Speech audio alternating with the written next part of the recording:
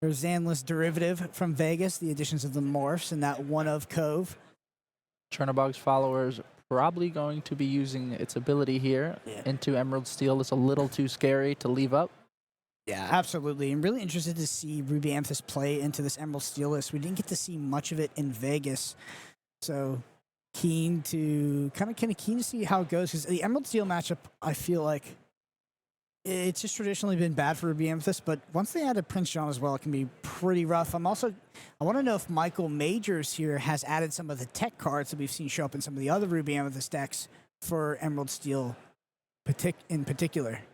That Diablo is in hand, by the way. Beautiful enchanted Diablo. Probably one of my favorites in Ursula's Return. There it is. There's a shift, and we're going to see Strength of Raging Fire be the pitch. Makes sense. Stealing one to a snake is not that great.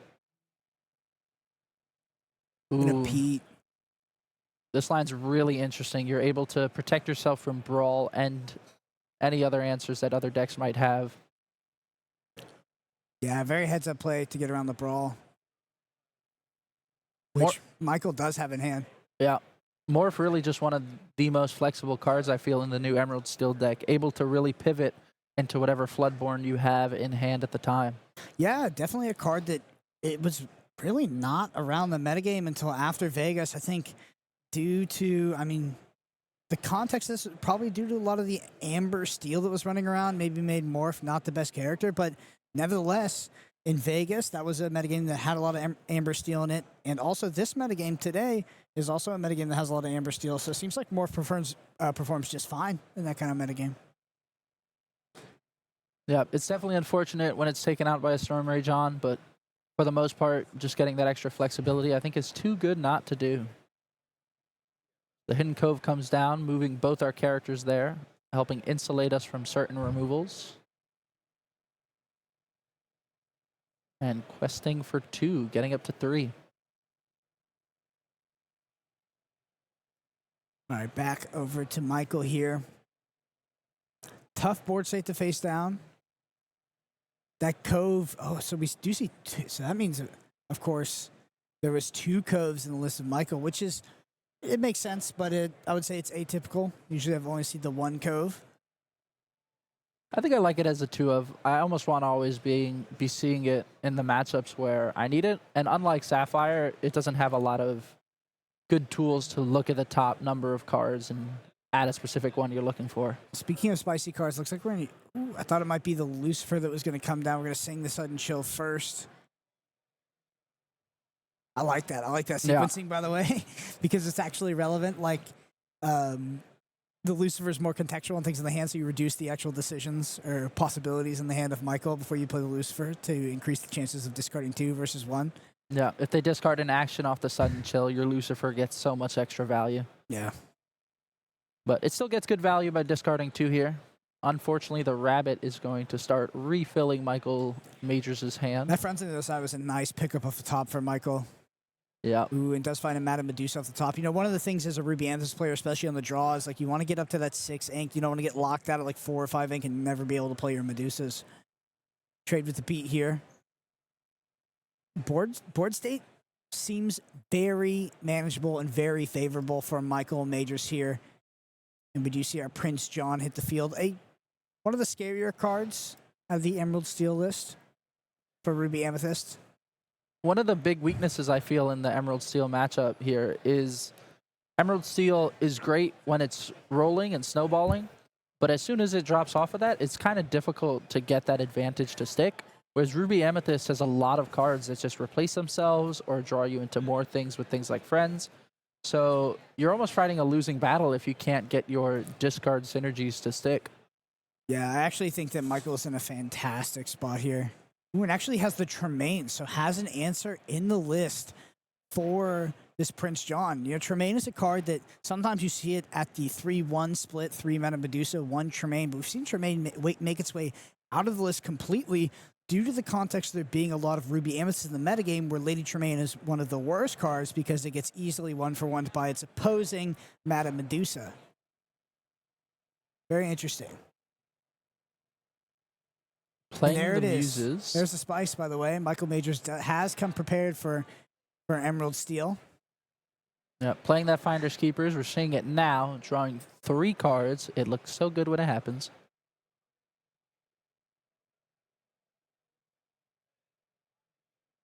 And I think I definitely agree. You just start questing, pulling away, forcing Michael McGowan to challenge into your characters. Yeah. And you have access to the Be Prepared as well.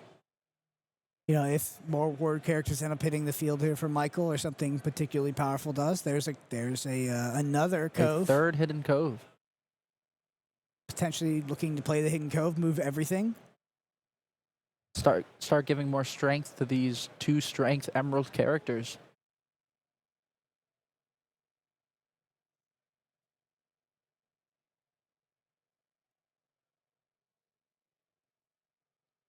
It looks like we're singing Strength of a Raging Fire.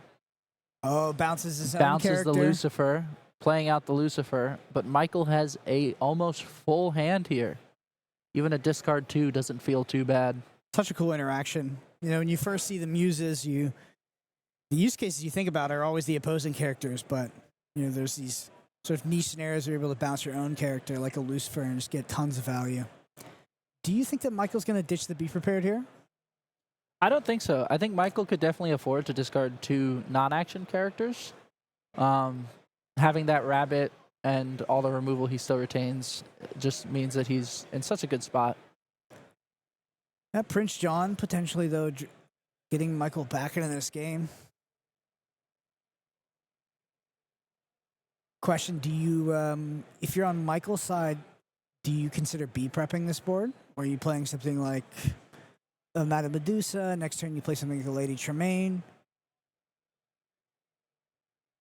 I think almost you could safely Tremaine this board after you clear the muses, because Michael McGowan will probably want to keep Prince John, and if it's just a Prince John that you have to deal with, I don't think that's too scary from a full-handed Ruby Amethyst. But we see the Medusa come down.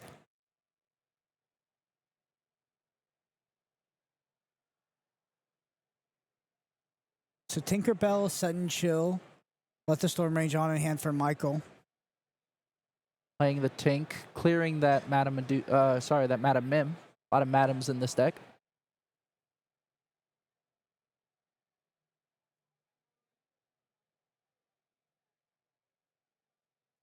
Another Finders Keepers off the top.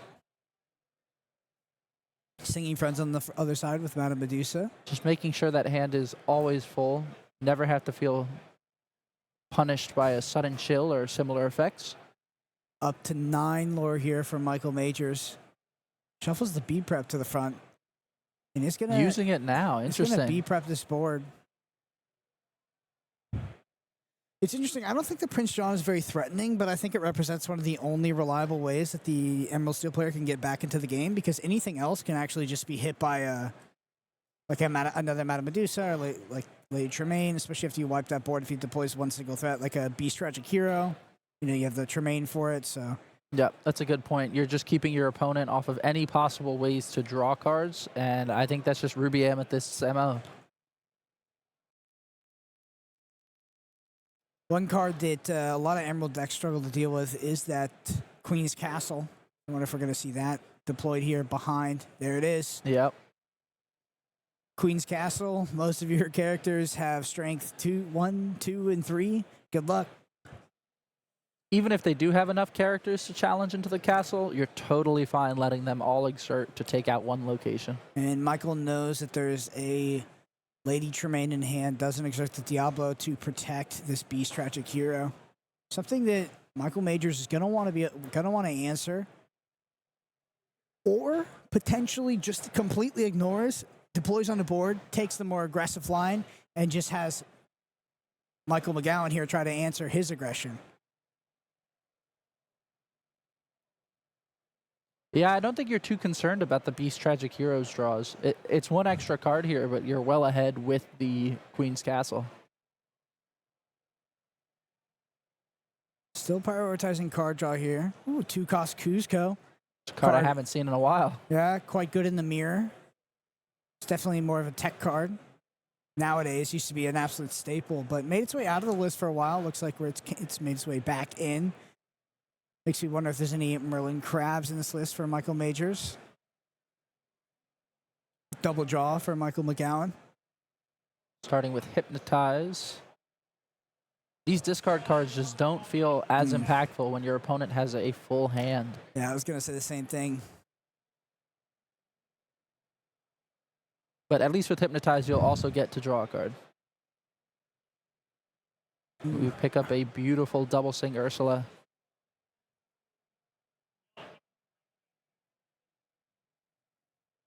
Still, I do think that Michael Majors probably wants to answer the Ursula Singer and then just keep on questing. So the Diablo is starting to chip away at the library. At the Queen's Castle. Oh, man, and the Beast Tragic Hero, too. I think Michael McGowan knows that castle is going to run away with the game. Because even if he's able to double sing Ursula, he's got to get rid of that castle. Yeah, it's a super tough position here. Michael McGowan's playing around the Tremaine, but Ruby having that Maui to be able to trade with, or to even, not even trade, just challenge into Beast and banish it. Super impactful. Sitting at 14 lore, can go up to 17. And then I think this game is pretty much locked in favor of Michael Majors.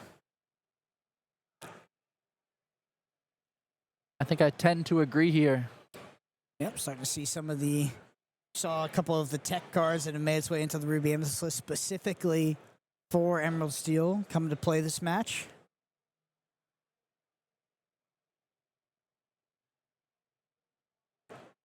And be prepared. Yeah, picking up just in case Emerald Steel somehow manages to spread a bunch of characters on the board. That's a pretty good start. It's a good start, but I don't think it'll be enough. Can't get rid of enough characters, and we're going to scoop it up for Michael McGowan. And was that Emerald Steel on the play, or was that Ruby Amethyst on the play? I believe it was Emerald Steel. I believe it was Emerald Steel on the play. I think they started with Diablo. It's going to be a tough game 2 then. Yep, well, let's get down to the feature match and head to game 2 for this Ruby Amethyst versus Emerald Steel.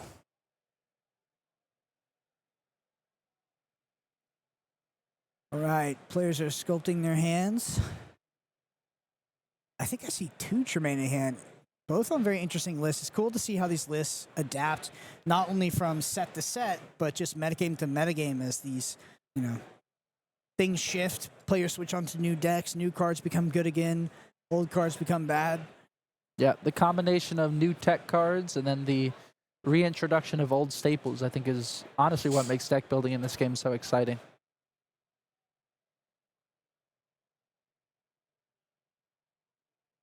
All right, so notably, Michael McGowan did have the Shift Diablo line on the previous turn, also backed it up with a Cove. Michael Majors was able to answer. You're going to see a turn box fire, and yep, it is Ruby Amethyst on the play here against Emerald Steel. We're going to see that 1-cost Diablo come out. We do. We're going to take a look at the hand. We're going to see that there is a song in there in the form of Friends on the other side. Playing around 2 Tremaine when it gets down to it is kind of difficult. Honestly, I feel pretty good seeing 2 Tremaine in my opponent's hand. If I'm on Emerald Steel and I see 2 Tremaine, I feel great about that. Yeah. I think that worst case scenario here for Michael Majors on the following turn. Well, Michael actually has enough agency to go ahead and ink that Friends on the other side if he wants to insulate against the Ursula's Deceiver. Going for the snake again. Worked pretty well for him last time to clear that hidden cove. I feel like worst case scenario here is a 2-drop Ursula, Shift Diablo. Gonna be a morph. And no Shift Diablo here. Beast Tragic here on hand for that turn 3 Shift Beast, which is really hard for Ruby Amethyst to deal with, by the way. Ruby Amethyst is picking up Brawl for turn here. Very good in curve with this morph. Yeah, notably, Ooh, choosing to hard cast the Friends on the other side. I think he's going to end up paying for that one. So the Beast, the Shift Beast onto the morph, absolutely back-breaking play on the draw. A lot more manageable when you're on the play as Ruby Amethyst. You can answer it a full turn earlier, which means a full 1 less card your opponent's going to get over you.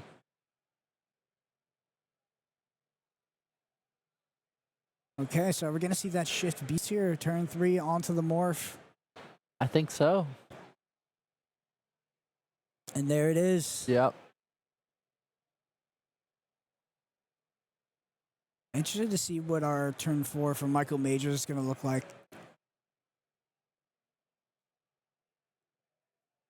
Really can't do much against that beast for a while. Playing out the rabbit. B prep off the top. Good tool for later. Questing with snakes seems pretty safe. No way the beast is challenging. Yeah, I think that Michael Majors might get bailed out by being on the play this turn, but if he was, I think even now on the play, double Lady Tremaine and B prep in hand in this scenario, really rough. So being a turn ahead because he's on the play is going to help, but it's not the ideal hand that he was looking for. It just gives Michael McGowan so much room to sort of cement a lead in this game and disrupt that game plan as well. Yeah, while Beast Tragic Hero is a very strong card in terms of drawing you an extra card every turn, it doesn't do much in terms of answering the board. And right now, Michael McGowan is pretty low on cards that can answer threats on Michael Major's side. Yeah, we see double Monoman Fox in hand as well, so it's going to have access to some card draw if he wants it from bouncing that Merlin Rabbit potentially. I think that's what we're going to see as we quest with the Rabbit. The one-drop Broom first here, start it off. Do you think you use the Magic Broom's effect to banish it and draw a card while playing the Fox? Yep. Yeah, I think so. I think they're looking for outs here, which is basically the opposite of what kind of came off the deck there. They're looking for those Medusas and not finding it. Yeah. The Tremaine is in a really bad spot because Michael McGowan is able to see both of them with that Diablo. And then just happens to draw 2 brawls as well. I think Michael Major's draw here has been very, very subpar so far. And now we have to wonder, can Michael take advantage of the lead that he's gotten?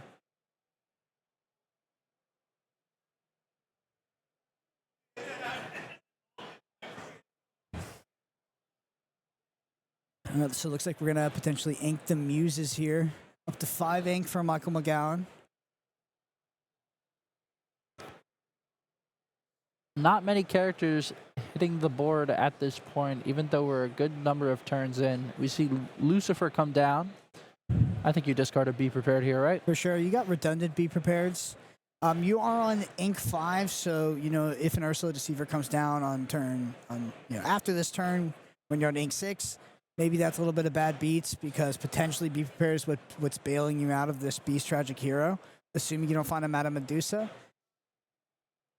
I do think since Emerald Steel doesn't have the Prince John, this could maybe be another time where you discard 2, because they're not going to be drawing 2 cards for that. Yeah, I feel like my opponent, because they know the context of my hand, is maybe telegraphed the lack of like an Ursula Deceiver, so you just put them on needing to draw it in order to take it out of hand. And also, it might not be ink efficient on that turn anyway. That is true. Another turn with no Madame Medusa in sight.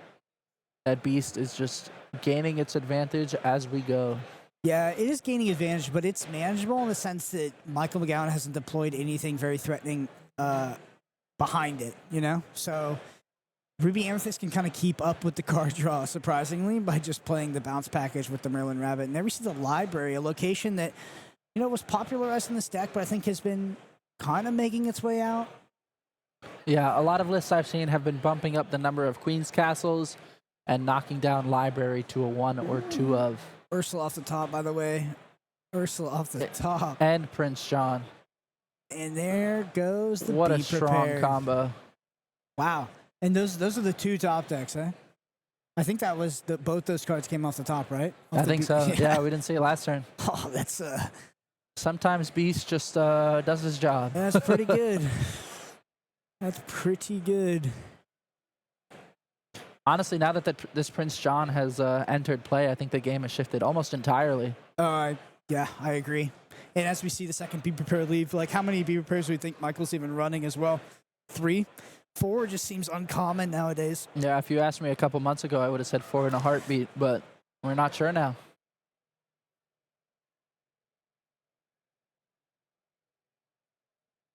And those Lady Tremaines are just not good in this Emerald Steel matchup. Yep, Singing Strength, getting rid of that Fox. Finally starting to quest with this Diablo as you're well away from Lady Tremaine. Yeah, go ahead and play Lady Tremaine. I'll you didn't clear Diablo, play Lady Tremaine, I'll banish the Ursula. It's all good. I got my value. Yeah.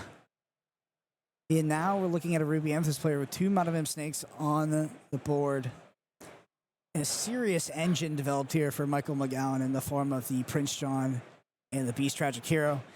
Salt in the Wound would be a Shift Diablo on the back of it. Still not seeing that Medusa after so many rabbits. Yep. No Medusa, no B-Prep. I actually think B-Prep potentially the more desirable draw at this point. Yeah. Because you have the combination of the Beast Tragic Hero with the Ward character in the form of Prince John. All right, over to Michael McGowan drawing 2 cards, another Beast Tragic Hero off the top, as well as a Pete.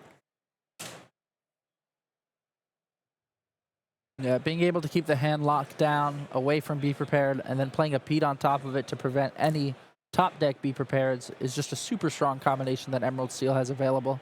Ursula singing Sudden Chill. It's going to be a trigger for Prince John. Michael's going to draw another card. Draws into the Ana. Very exciting card in this matchup.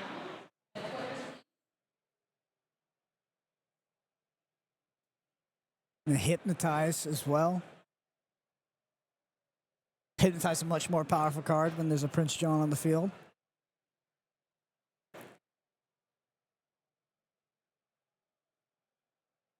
Yep, turning from a simple +1 into a +2. So, despite Michael being super far ahead, kind of assembling his engines, right, pulling ahead in card advantage, I think that because we're entering the mid to late game, Ruby Amethyst is still not out of it. Where, you know, if this engine had really, you know, this pressure had been pushed on turn 4, turn 5, and turn 6, kind of, you know, in some of those turns we actually saw Michael McGowan not be able to make too much of a play, just had the Beast on the field. If he had pressed his advantage a bit earlier, I think we could have locked the Ruby Amethyst player out of the game. Where now, they're in a bad spot, but I do think Michael Major still has the possibility to come back. Super interesting play here, exposing the Beast Tragic Hero to challenge the Madamim Snake, setting up the Ursula Deceiver of All, maybe wanting to get that value out of that Let the Storm Rage On next turn. So I guess has the double clear in the form of Let the Storm Rage On, the redundant Beast to deploy off the back of it.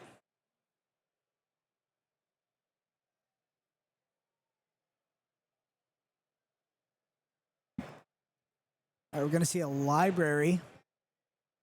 We pay 1 to move the Snake.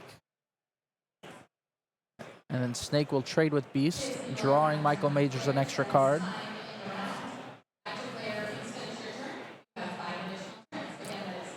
Three ink available. Do you think you brawl the Ursula? Yes. Yeah. I think I would snap brawl the Ursula. I think I agree. And yep, that's it. Yep. Okay, the board has been simplified down, Yep. but that Prince John's still sticking around. Michael McGowan, I think, card for card throughout this entire game, is still ahead on card advantage, though. Despite board looking a bit more at parity, and it looks like Michael Major's coming back to this game. Michael McGowan still a bit ahead in card advantage, potentially. That could all change with a... Playing right. the Ana. Which effect do you think here? Fox Discard? Banish? Discard, I think. Think discard? Yeah, Yep, because it's not that just makes discard sense. anymore, right? It's the trigger off the Prince John. It's just too much value. Yeah, plus if you banish the Fox, you're giving them a draw off library. Which I don't think you want to be doing when Ruby Amethyst is at 2 cards left. And a morph. How many Friends on the Other Side has Michael Majors gone through? I think 2. How many rabbits has he gone through? 2 as well? I believe so, or it's the same one every time. Yeah, I'd have to see a fan out of the yard here. That morph, we've talked about how it has so much power on turn 2, being able to represent any of those shifts. But even later in the game, where here it's able to, you know, turn that Tinkerbell or that Beast into something that can quest immediately when you're closer to the end of the game. I like the Queen's Castle here. Start to kind of flex that pressure, right? Michael McGowan doesn't really have a great way to deal with these locations. Does have a potential shift though onto the morph. Can maybe shift something like a Tinkerbell and start getting in, into the red zone, into these locations with something that has a bit more strength. Yeah, even then, Emerald Steel still difficult to find that extra strength to clear characters and locations.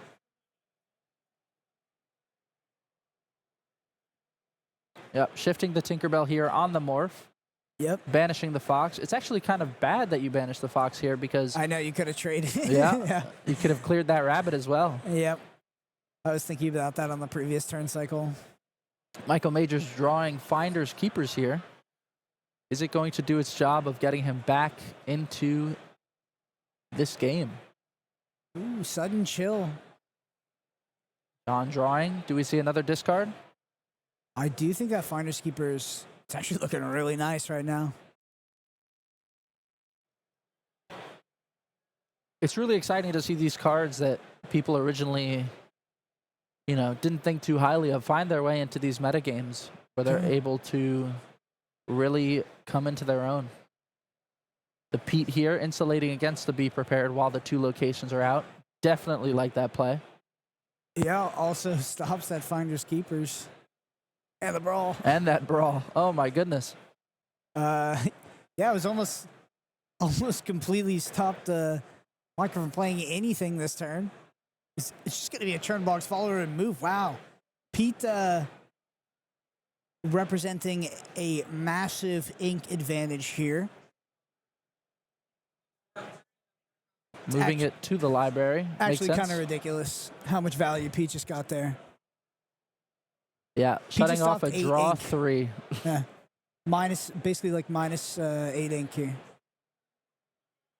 I guess it's 7 because it's the opportunity cost of not playing these, but Yeah. Pete just gained Michael like a 7 ink advantage. It's just crazy. Yeah, what were you saying about that card being one of the the best? It's busted.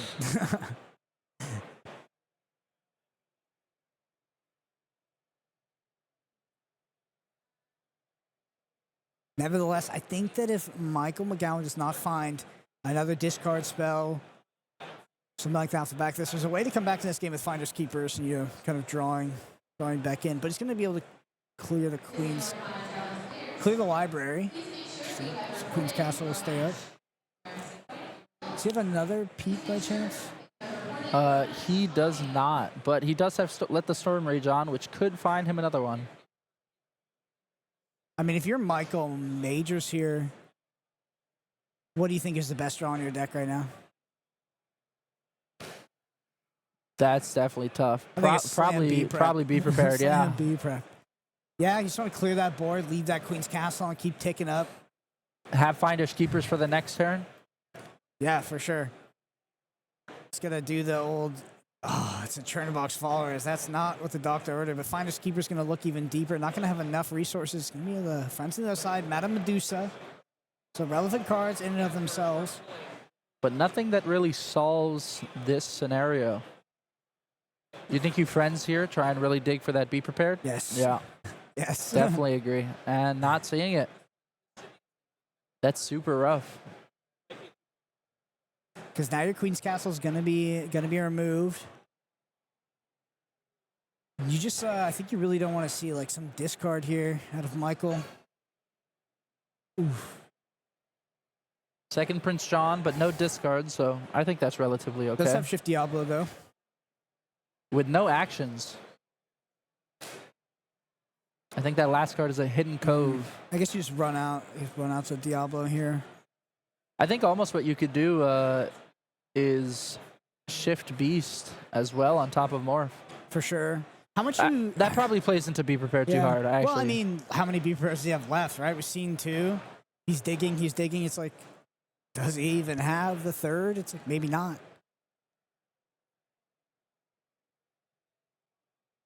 We are now even on lore where Michael Majors was almost 7 lore ahead of McGowan.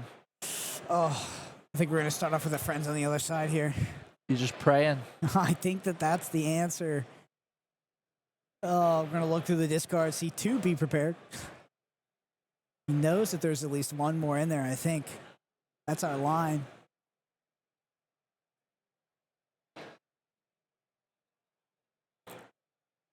segments off the 8-8 or the 4-4-2.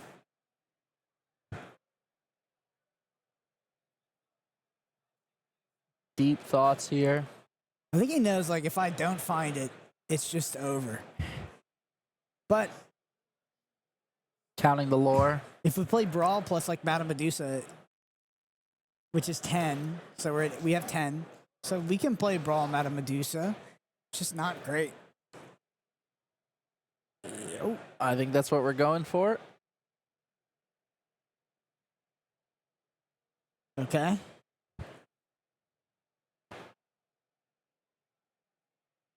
Yeah, banish Liana. Stop that lore. And here's Brawling the Brawl Diablo. Diablo. Ink Crab pass. We've stopped the bleeding a bit. Let's see if we can stabilize again. Oh my goodness, picking up a Pete off the top there. Pete is really nice here. Yeah, I think you just send it here. Yeah, I think so. Pete Beast, right? Yeah, Beast and Pete. Good luck. No friends on the other side. Questing for 6, going to Even 14. if you top deck. Oh, the Flynn Rider. Yeah, setting up game, basically. That Pete's so strong when you're ahead in the game.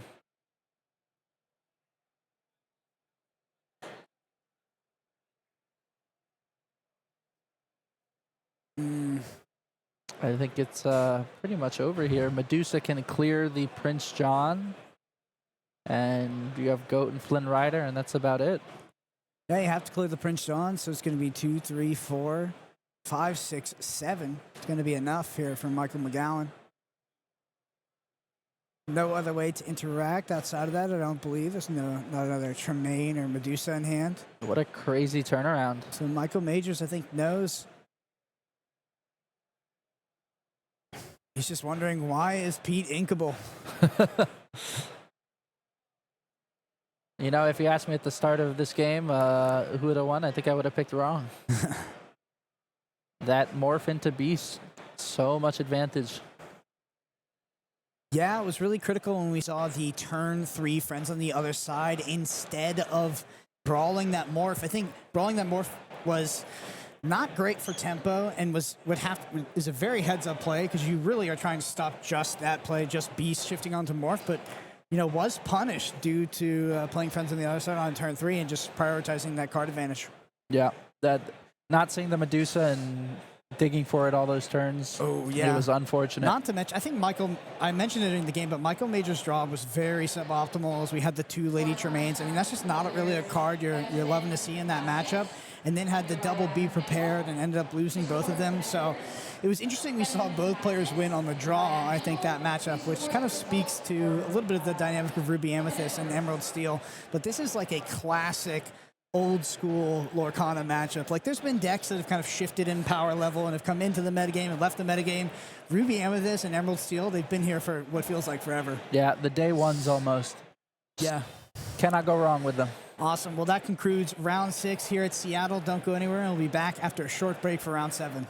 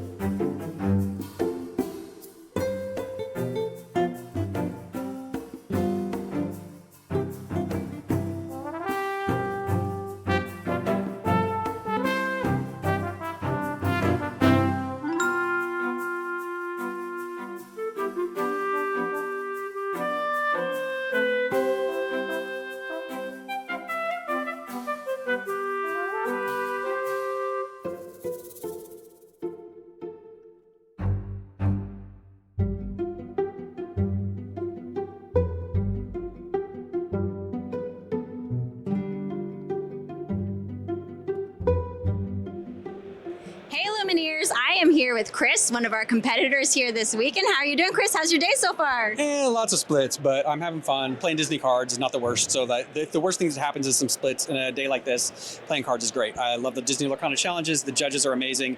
The people are great, and it's always good to sit down and play some Disney cards. Yes, and you are not here alone. You have a few people with you here this weekend. Can you talk about that? Sure.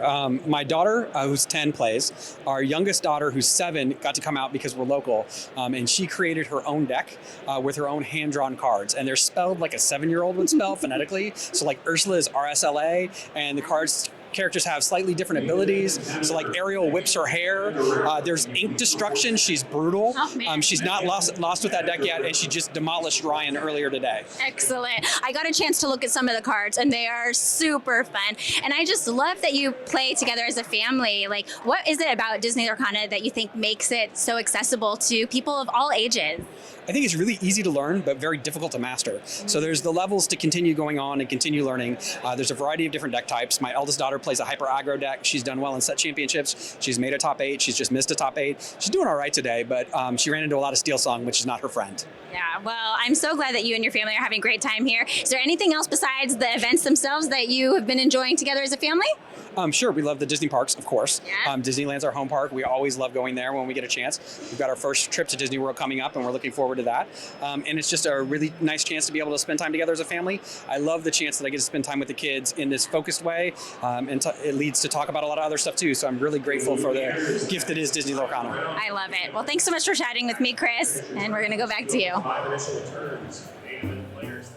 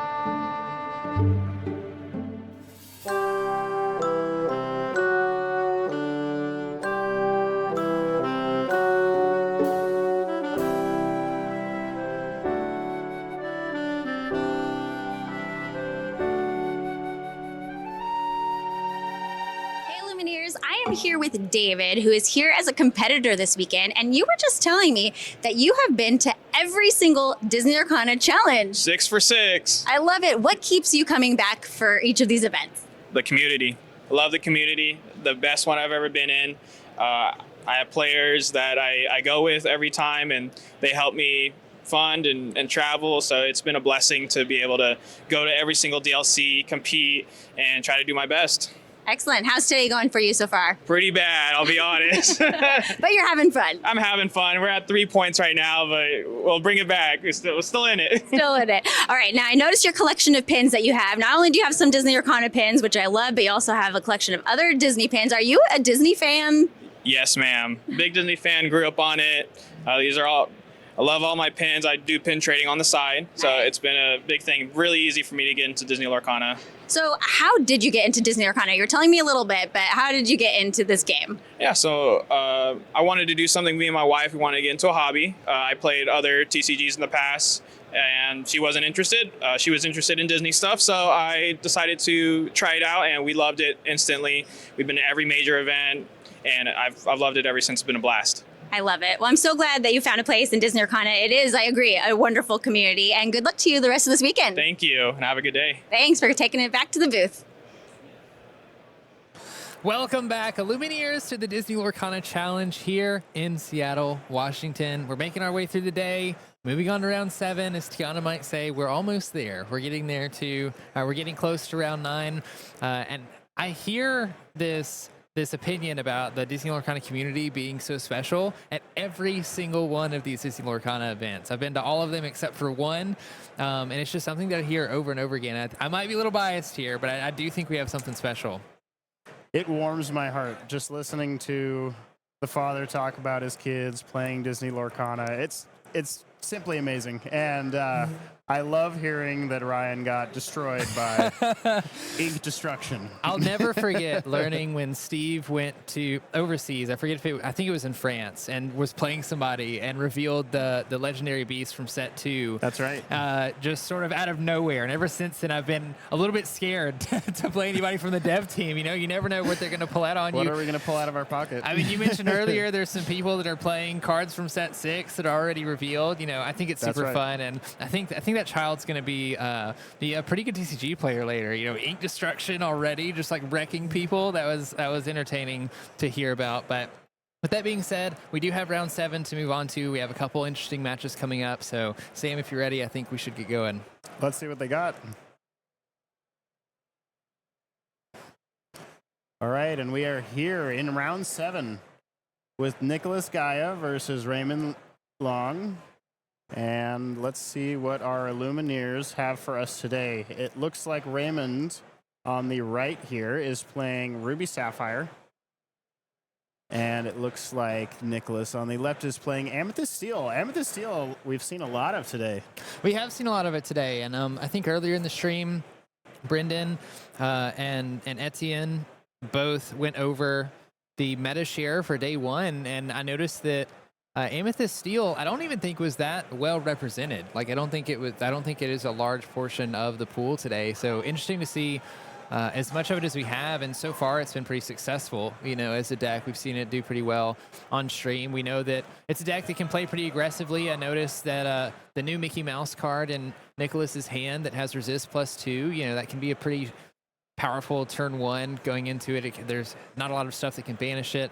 Could be a pretty aggressive style of Amethyst Steel for Nicholas, and Raymond playing Ruby Sapphire. You know, we've seen even earlier today how much work an Amethyst Steel deck can do into a Ruby Sapphire deck if they have that more aggressive play pattern. I absolutely love that Mickey. I call him the Sticky Mickey. He's covered in food. Yeah. And he'll never leave the board. No. That resist 1 is surprisingly, deceptively strong. It's only resist 1, but he somehow stays around for way longer than resist 1 should stay around for. I mean, resist is such an interesting mechanic, and one that I really like in Disney Lorcana. I feel like Disney Lorcana, it's a TCG, so it's a game of numbers, but it really comes down to the numbers, right? We've noticed breakpoints throughout cards. Ones that I'm thinking of are like 3 willpower versus 4 willpower, right? Like, that can be the difference in having efficient trades or challenges. And we've seen how efficient you have to be with the strength of characters versus some of the removal that's been printed in the game, and how important that can be. And so just disrupting those numbers a little bit through resist, you know, making it so that you have to deal 1 extra damage every single time that you challenge into something or deal damage to it, you know, can just completely change the way that the numbers work. People build their decks all the time just around math, just simple math. And when you change how that math works for players, it's, like you said, very disruptive to their strategies. And honestly, their thought process can even be changed by it too. So, but looking at the game here, it looks like we had Raymond going first, and he started with Popsicle. And on turn 2, he played another Popsicle. So he's just opened a Popsicle store. Just open a popsicle store, and Captain Hook is on his way. He doesn't look like he's too happy, but maybe some popsicles can fix that. Maybe he wants to work at the Popsicle store. We are going to see that 2 Sticky Mickeys entering play here for Nicholas.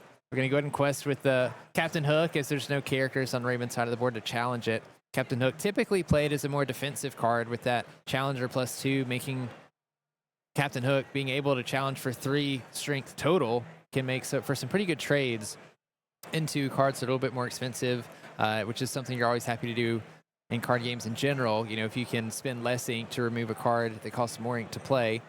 But we have the luxury of questing with Captain Hook here.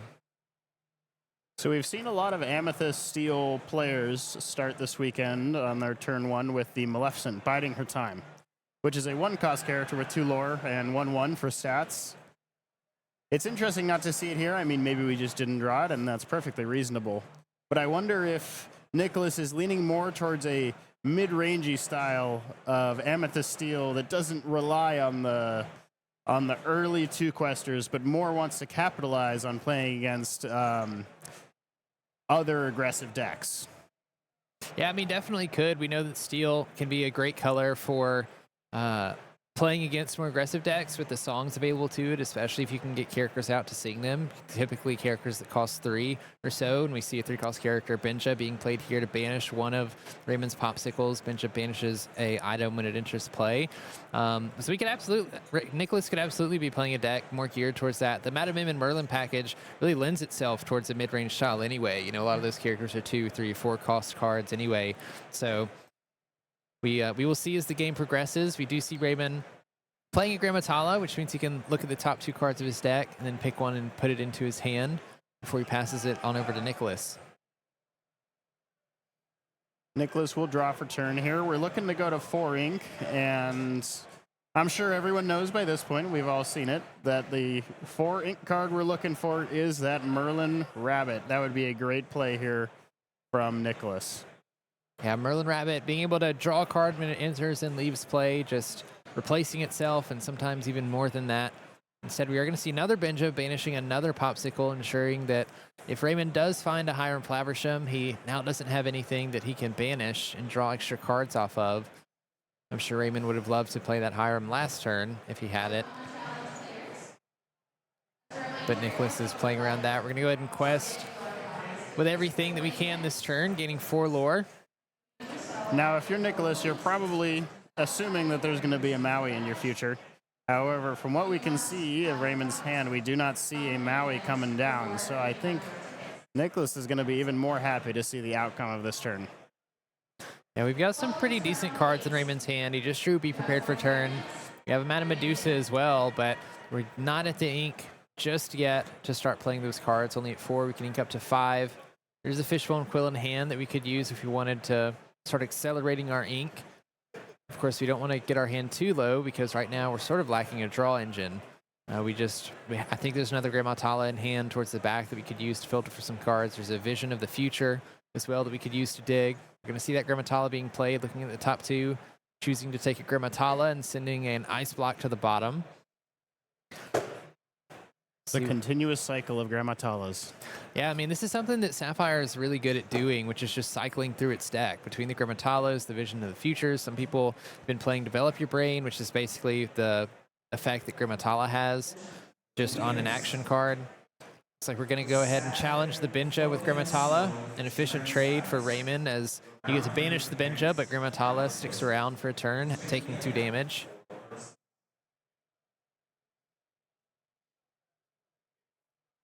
So from Nicholas's side, we are going to 5 ink here. I wonder if we'll see a location card this turn.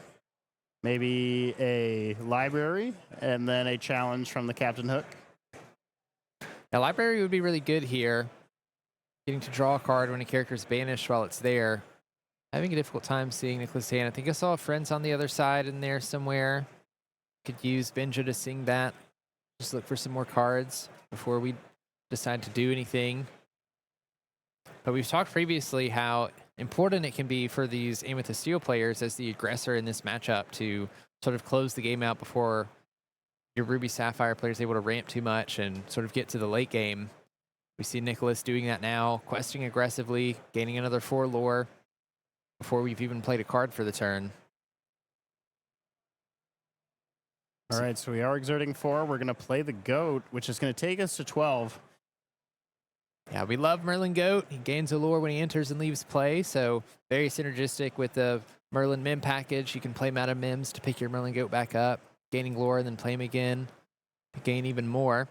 Also just a pretty decent body too. The 4 strength and 3 willpower makes it so that if you need to challenge anything with Merlin, he's going to hit pretty hard, or if anything challenges into Merlin, it very likely is going to be banished alongside Merlin Goat. But we are going to pass over to Raymond. Raymond considering his options here.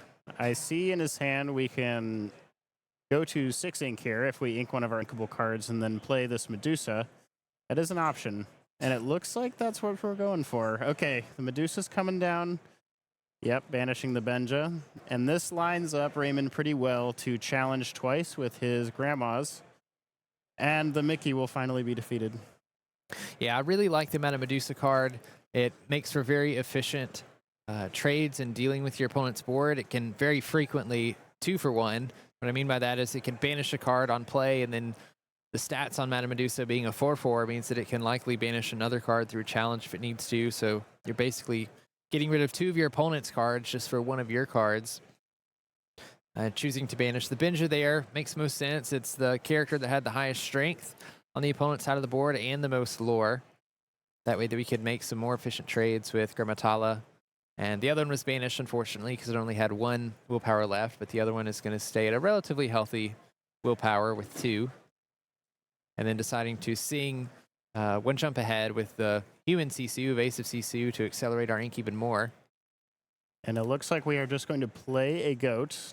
And I wonder if we quest with our other goat here. Maybe we sing. Yeah, I see 2 friends on the other sides in Nicholas's hand. So, I mean, would be a pretty decent opportunity to go ahead and sing with the Merlin goat if we wanted to. Looks like we're going to go for that lore. Nicholas pushing that lore up to 14. But with both goats on board, it's essentially 16 lore because we know Be Prepared is in Raymond's hand if he decides to use that. If the goats are banished in any fashion, they gain a lore when leaving play. So Nicholas might just be trying to push to 20 before Raymond can start catching back up.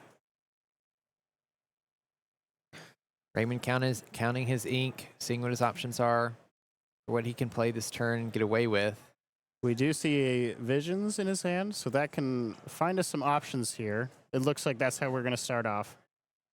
Looking at the top 5 cards of our deck, choosing one to put into our hand. You see what is probably the second lucky dime. One's already in our hand. So I don't think we're going to be taking that one. And there's a How Far I'll Go, a Maui. I think there's a Tamatoa down there as well. Yeah. Some pretty decent options here. These are some pretty good options. Could take the Maui if we wanted and use it to challenge into the Merlin. But our Tamatoa with dime in hand already could help us race. Although Nicholas is very close to 20, so I think right now we want to take what we can to slow them down if possible. Although we do have a Be Prepared in hand, we also have other ways to dig in the future. So it looks like we have taken Tamatoa, which means we're going to try and get some lore going. Probably next turn with this Fishbone this turn. I think Raymond's trying to do some math here. We're going to play out the Fishbone Quill for 3 ink. Use the Grammatala to banish the Merlin Goat. Nicholas will gain a lore going up to 15, and then we're just going to quest for 1 with human Sisu. So a card that we've seen a lot this weekend. Gathering Knowledge and Wisdom. Do we think Nicholas is playing it? Because that could be absolutely backbreaking here. I'm not sure. If Nicholas is leaning more towards a mid-range list, I can see why he may not be playing Gathering Knowledge and Wisdom. It is an uninkable card.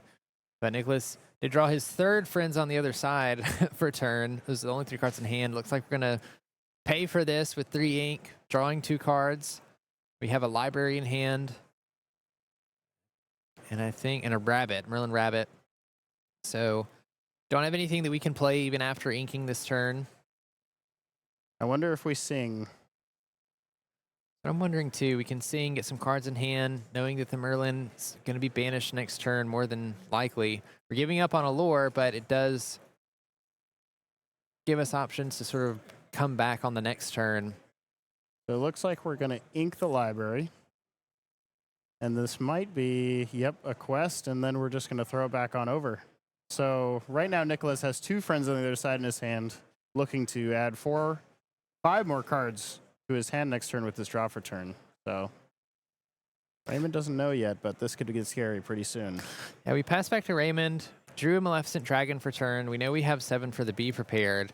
I mean, I don't feel like you want to use a Be Prepared on a board like this if you don't have to. Of course, we could challenge with the Mana Medusa and then believe we could set up a Tamatoa this turn if we ink the Maleficent Dragon, but then we're sort of putting ourselves... I guess we have Fishbone Quill, so we could ink one of these cards if we really wanted to be risky, ink the Be Prepared, have the Maleficent Dragon ready, potentially on the next turn to Oh, banish interesting. any cards. So we're going to go ahead and ink the Maleficent Dragon.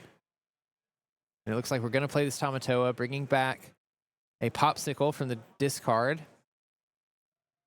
And we're going to challenge to trade there and quest for 1. Okay, so we're going to end at 5 lore to 16 lore, 17 lore. And let's see, we're going to see a draw here. Strength of a Raging Fire. Not exactly what you want to see with no characters in play, huh? No, not helpful for Nicholas and Trust, the 4th friend of the game off of that Merlin Rabbit being Wow. played.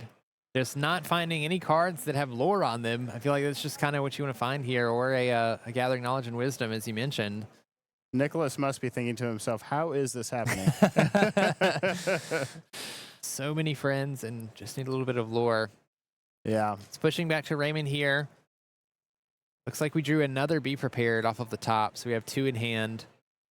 But, I mean, you really don't want to play this having just played a Tamatoa last turn. That's right. Probably going to start with a Popsicle if I had to guess.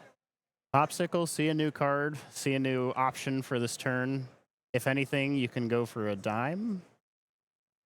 Yeah, we're going to go for a dime first. Okay. We have the ability to ink the Popsicle and then use Fishbone Quill if we wanted to activate the dime this turn, gaining the lore on a character. Tamatoa gets an extra lore for every item in play, so there's 1 lore printed on Tamatoa, but with the Lucky Dime and the Fishbone Quill, that means that he could quest for 3, and the Lucky Dime would also gain 3 lore.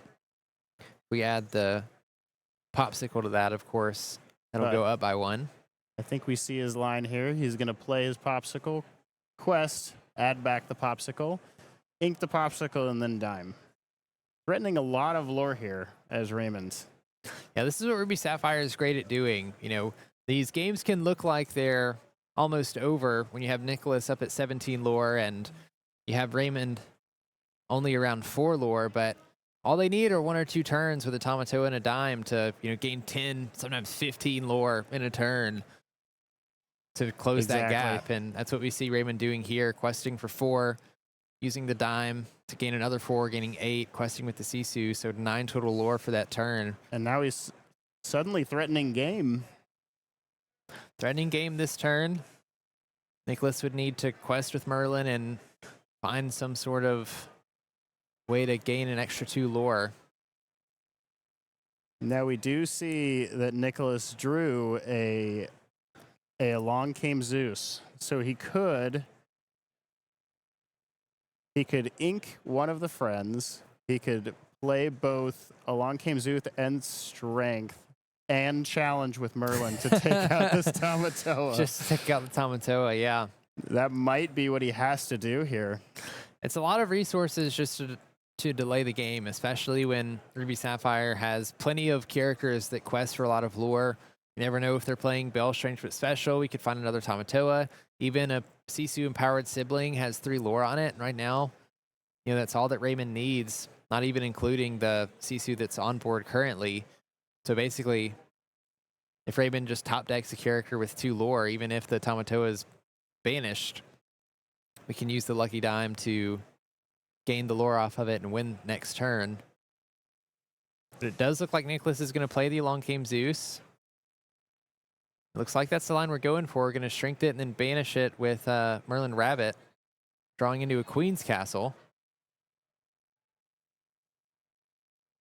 And then passing it back over to Raymond as he readies his ink, readies all of his items.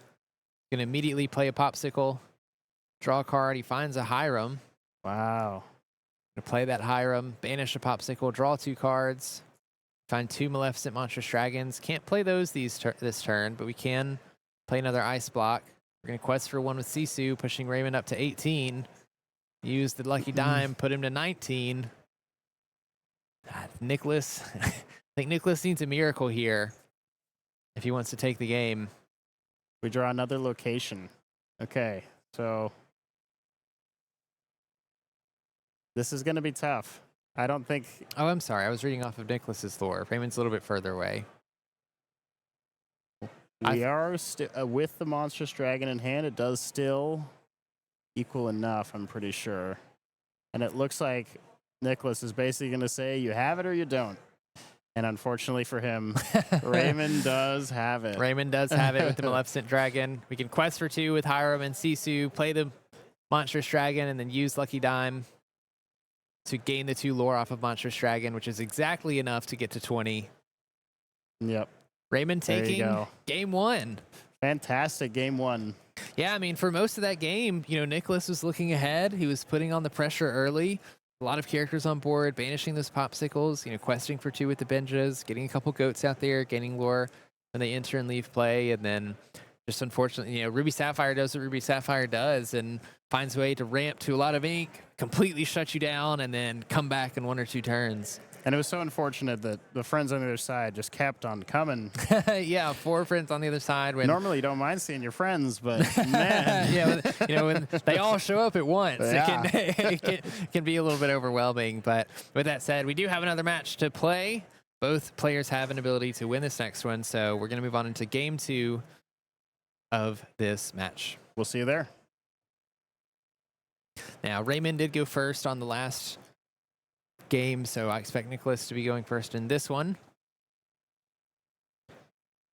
All right, let's see if we see one of these Maleficent 1 cost 2 questers. So it looks like did we keep a Captain Hook? Is that what I saw? Yeah, we have a Captain Hook. We altered 5.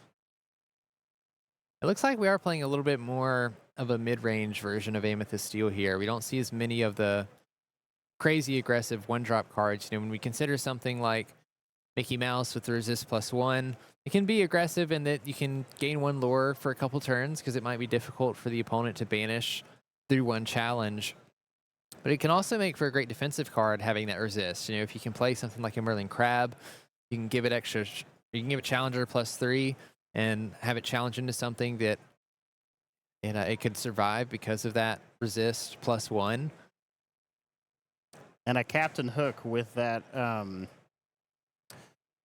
with the Merlin Crab is doing a total of 6 damage to any character or location that it challenges. So that is also a very good interaction for Nicholas with his crabs.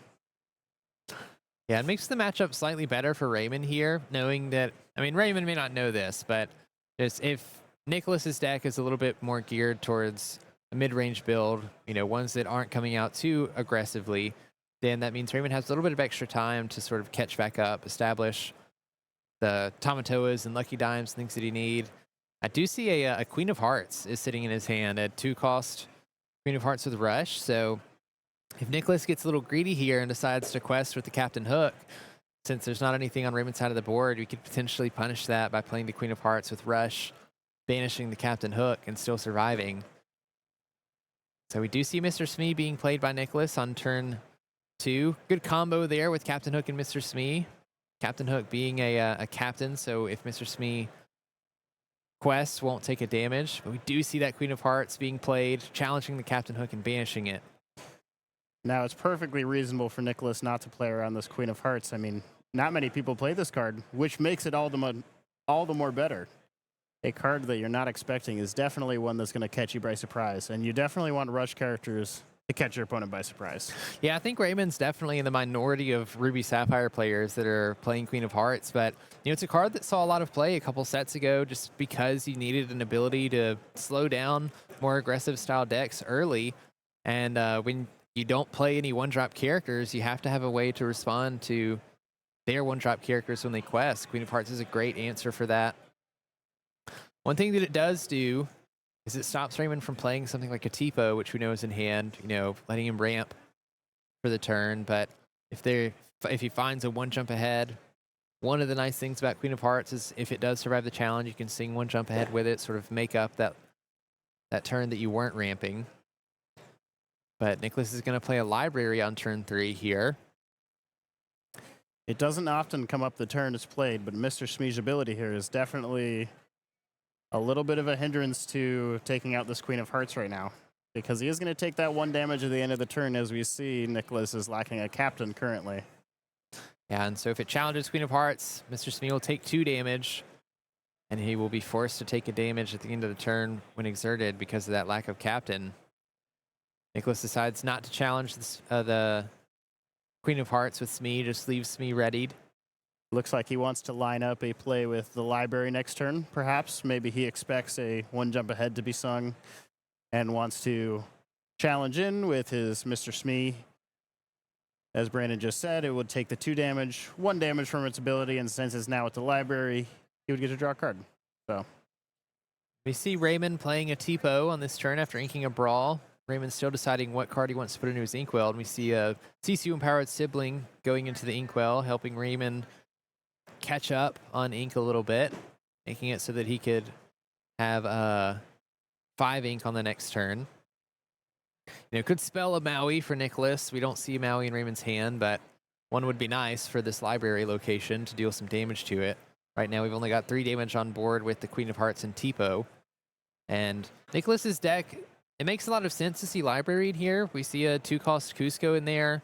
Talked a little bit about how Mickey and Captain Hook can be great cards for challenging, defending your board and sort of slowing down the opponent's board. And so when you have all of these characters that are great for challenging and making trades, it only makes sense to have a location like the library where you can draw cards when they're banished in those challenges. yeah, the library really a fantastic location for mid-range decks like these that want to focus on trades and getting the most value out of their characters they can. It makes a lot of sense. And it's, of course, the inherent synergy it has with stuff like Magic Broom, Illuminary Keeper, and Chernobog's Followers. We saw Nicholas, I think he quested with Smee there, bounced it with Madam M Snake and replayed it. We move on to Raymond, and he plays a Grammatala for his turn. Gonna ink a Queen of Hearts and then pass the turn after that, deciding not to exert any characters. We do see a How Far I'll Go in Raymond's hand, lined up well for next turn with that Grammatala. The Grammatala is a fabulous card in Ruby Sapphire for this reason. Lets you dig 2 cards deep, take whatever the best card is, but then she survives being able to sing How Far I'll Go for free. Very powerful card, being able to look at the top 2 cards. You can put one of them into your Inkwell instead of at the bottom of your deck, and then get to put one in hand. So basically doing the 2 things that Sapphire really likes to do, which is draw cards and accelerate your ink. But it looks like Nicholas is going to quest with both the Madam M Snake and the Mr. Smee. I think I saw a Queen's Castle that was in hand and a Merlin Goat. Very powerful cards for Nicholas. Thinking about inking this Cusco here. Going to see Merlin Goat played, gaining a lore when it enters play. And then last ink, move the Smee. Yep, that makes sense. And Mr. Smee will trip on his way to the castle, and he takes a damage. That bumbling mate. Watch out for the step. So we're going to pass over to Raymond. See Madame Medusa in hand. Could be useful for banishing this snake or the Mr. Smee. Oh, is that a Maui as well? Yeah, I think I see that fishhook. I do see a Maui. So if we wanted to here, we could play the Maui this turn. Challenge into the library, then we'd only need to deal 2 more damage with Queen of Hearts to banish it so that Nicholas doesn't get any benefit off of his characters there that get banished. We are going to see the Maui being played. Definitely not a card you wanted to see here for Nicholas.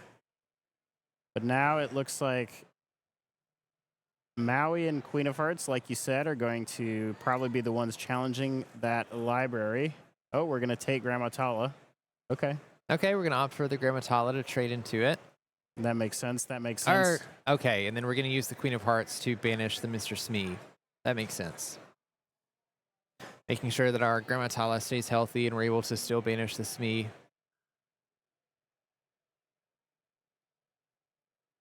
All right, and it looks like we've drawn another Mim snake. Now, I guess what we can do here is we can bounce this Merlin and replay it, but it would cost us inking the castle that's in our hand because we would need 6 ink. And I don't know if inking castle is worth it. I mean, when there's a Maui on board, I think castle's a little bit... It's hard to justify. Yeah, it's a little bit harder to get out there. I think we definitely would need to take care of this Maui. But even just bouncing a goat for turn, we're only at 9 lore for Nicholas. I guess we're trying to gain, as much lore as possible. It looks like we're going to quest with both the goat and the snake. playing a Madam Mim, bouncing the goat. Back to hand, gaining another lore. Are we going to ink the castle and play the goat again?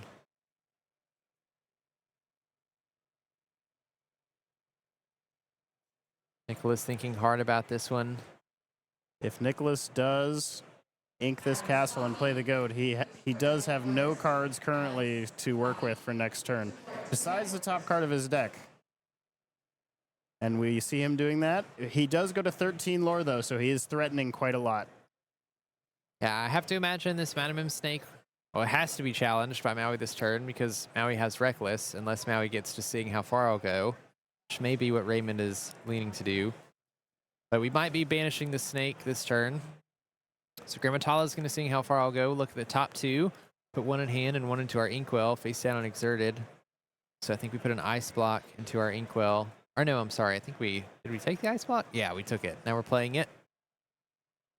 We're going to ink a Hiram Flaversham. That must mean we must have another one. You would think so. We're going to... Okay, so we're going to use Ice Block to reduce the strength of Merlin Goat down to 3 so that we can play Madame Medusa and banish the Merlin Goat.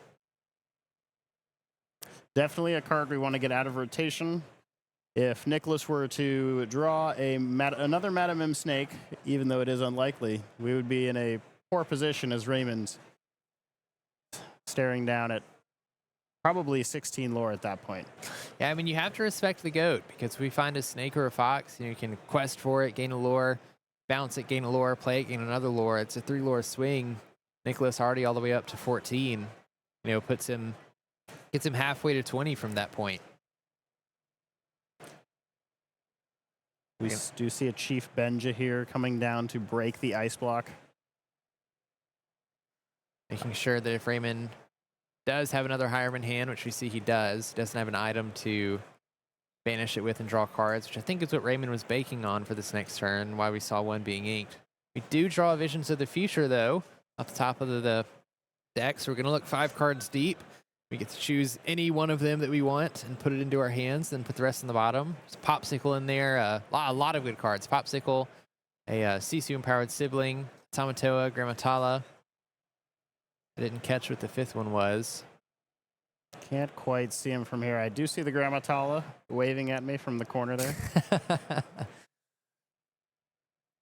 Yeah, I think we're probably looking for potential Popsicle to turn this Hiram online, or we could just take the Tamatoa, try to start pushing our own win condition.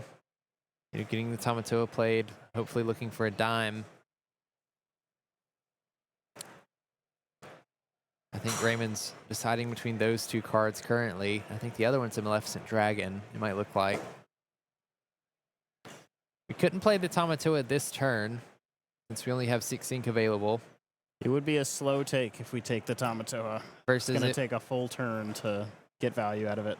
Versus if we took the Popsicle, we could play the Popsicle, draw a card, play our Hiram after that, draw 2 cards, refill our hand to a good spot, potentially find more cards like Grammatala or Visions of the Future where we could dig even further and find another Tamatoa and Lucky Dime. And it does look like that's what we're going to do. Play Popsicle, draw another Maleficent Dragon, immediately play the Hiram, banishing the Popsicle and drawing 2 more cards. I think that was a Tipo. We're going to ink the Tipo. And I didn't catch what the other one was.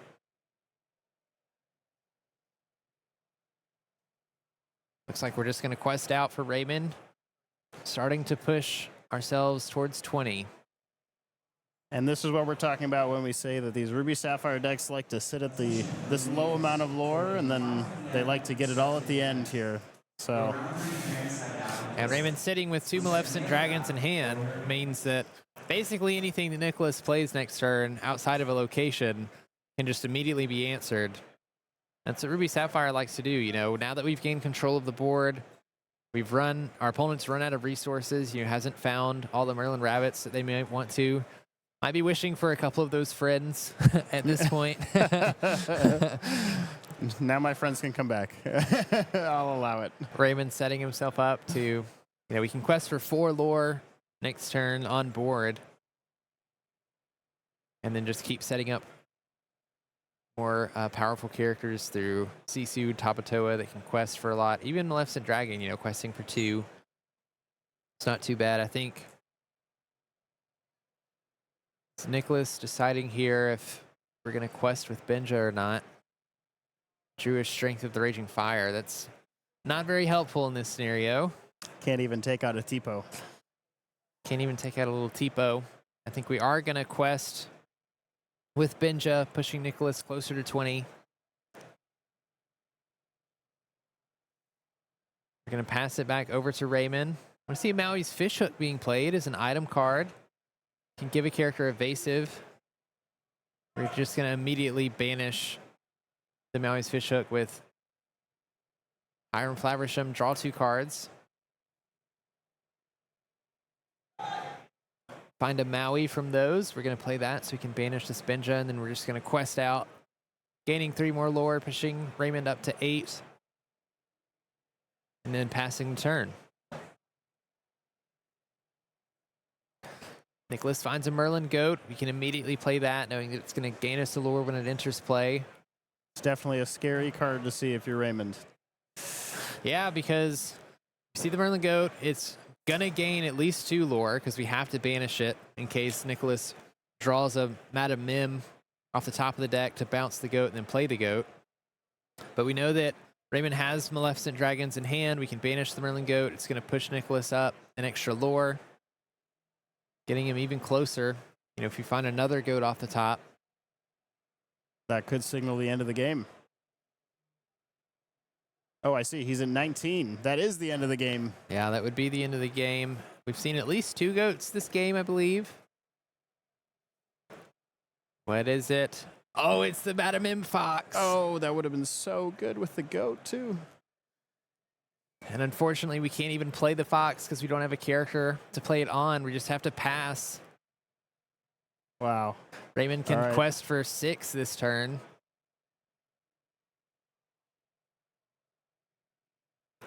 We're going to play a Fishbone Quill. Raymond immediately use it to ink a Tipo. Then we're going to quest with Hiram Flaversham, banishing the Fishbone Quill to draw 2 more cards. We do see a Popsicle. Some more draws there. Questing for 5, pushing us up to 14. And now we are representing win on board for Raymond next turn. We're going to play a Popsicle, draw a card. Still can't find that dime. Play a Hiram Flaversham, banish another Popsicle, play more. How many cards did Raymond draw this turn? My goodness. And I don't think there's much that Nicholas can find here. Yeah, Mr. Smede's not going to do it. We'll just pass over to Raymond. He could quest out and take the game. So Raymond is going to take this round 7. With a 2-0 victory over Amethyst Steel. Now, we were talking about at the beginning, the Maleficents biding their time. I'm assuming at this point that they're not in Raymond's deck, or Nicholas's deck, I'm sorry.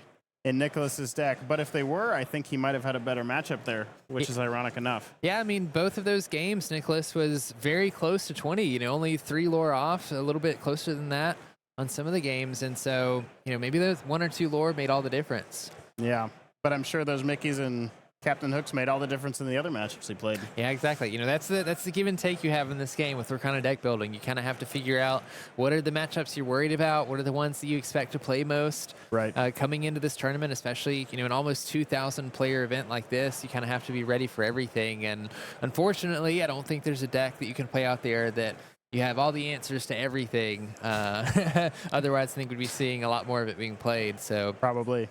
So congrats to those players on that round. We do have another match for you, though, for this round 7. So I think we should move on into that one. We're going to have Michael Bruno here and Eric Bonema.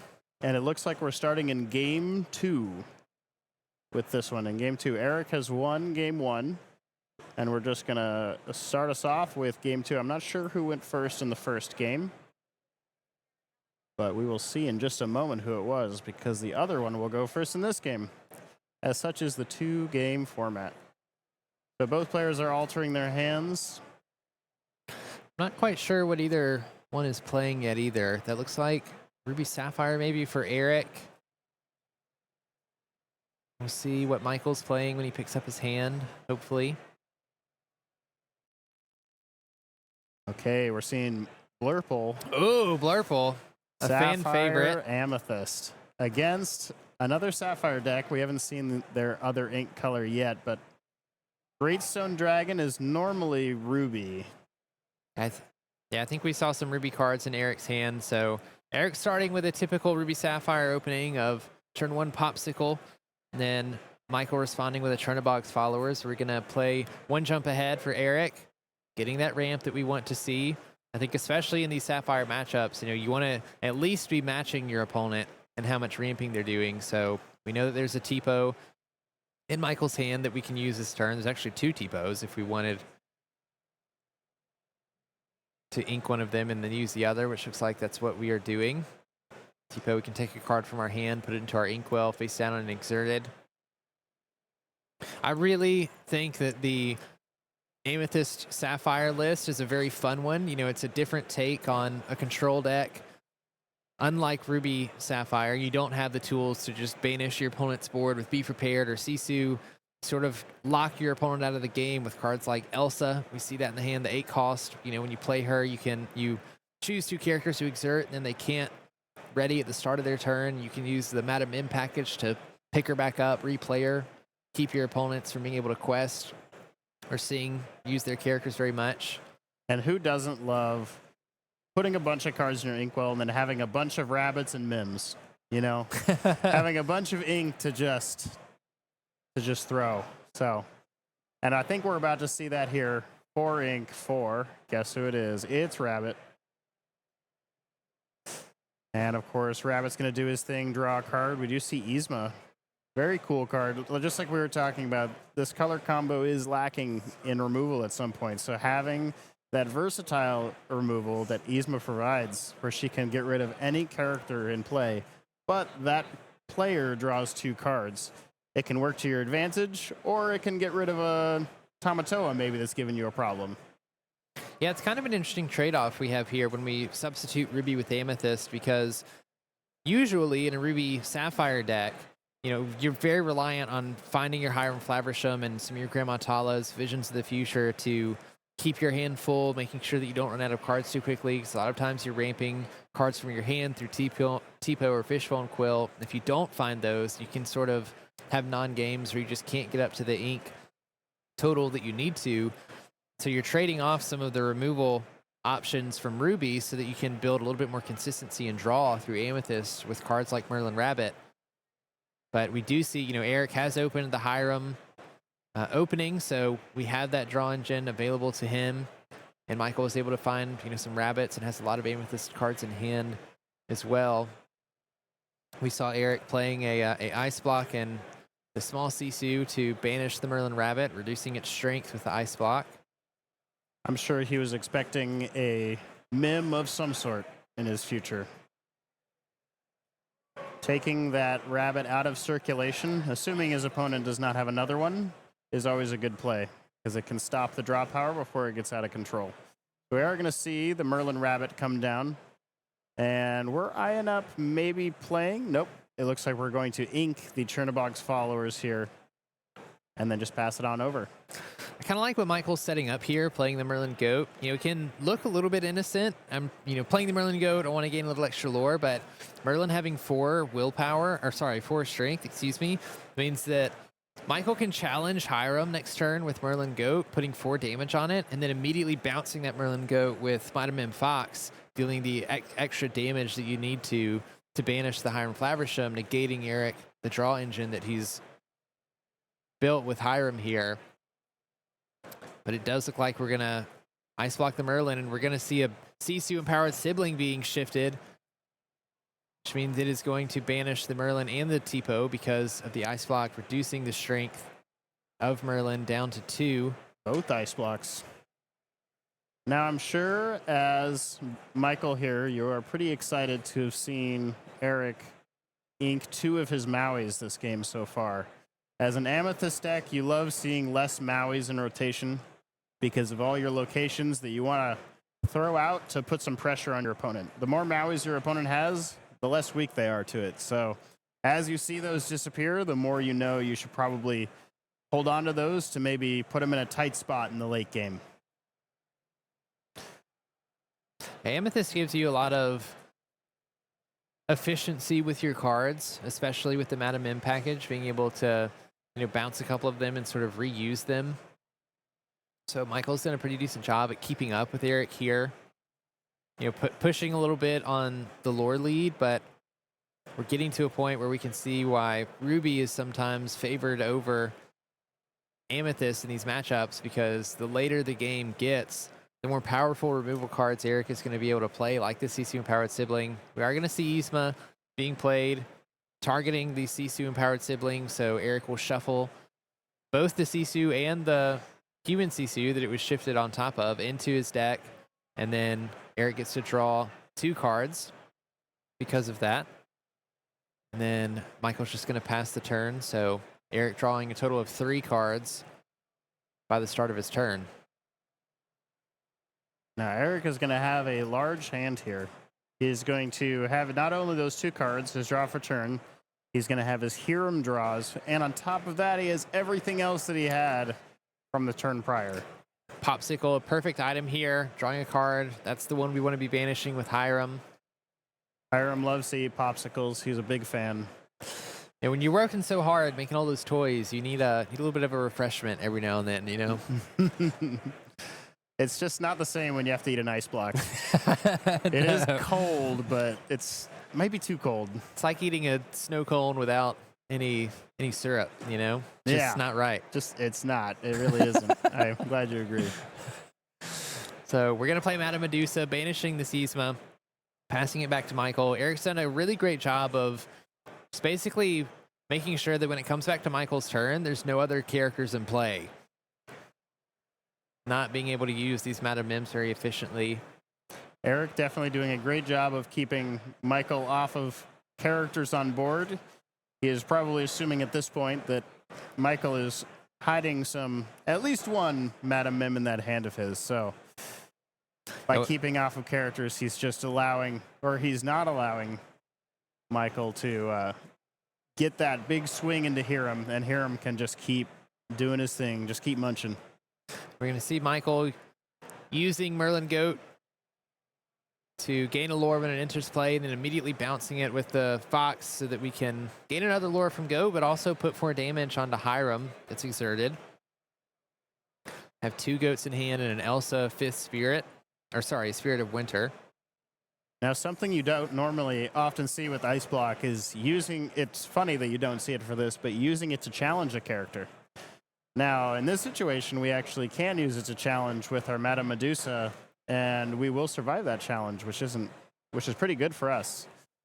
Yeah, one of the things that makes Madame M Fox a card that you see in virtually every Amethyst deck is because of that 4 strength. You know that whatever it challenges, it's likely going to be able to banish, and if it happens to survive that challenge, anything that challenges it back, even the more expensive cards that have 4 strength, 4 willpower, they're going to be banished as well. But like you said, with the Ice Block, we're able to negate that with the Madame Medusa, and then we're going to follow it up with a Grammatala being played. We'll look at the top 2 cards of our deck and put one in our hand, the other on the bottom.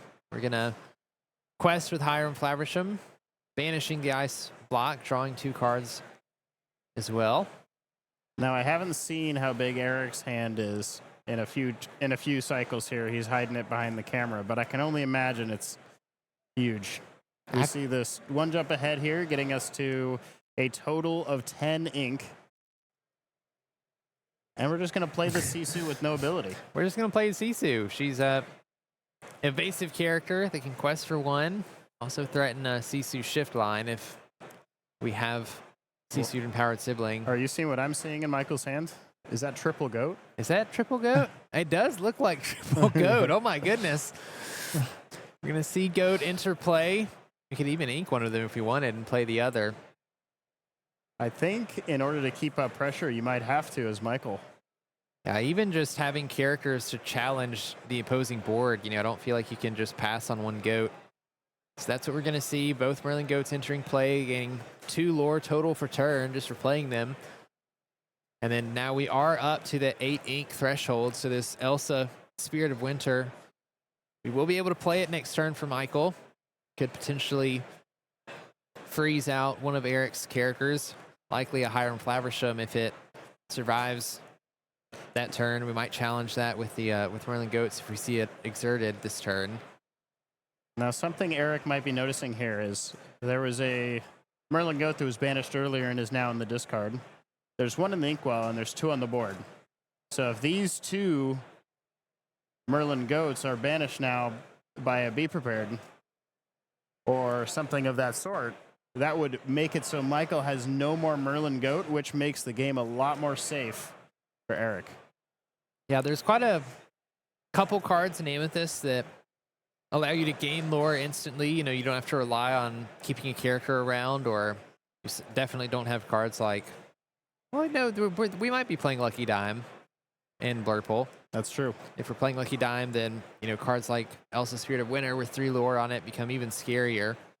But I definitely agree, knowing that there's no goats that can come off the top to gain the extra lore means that you can be a little bit more conservative or a little bit more lenient in some of those areas. But Eric's building up a wide enough board here, having played the Maleficent Dragon to banish one of the goats, that, you know, Michael just might not have the time to catch back up. Now, if there's one card that gives you time, it's Elsa Spirit of Winter. It is Elsa. I imagine we'll see that being played this turn. I'm not sure what Michael drew for turn, but we could potentially freeze this Maleficent Dragon. Probably Hiram.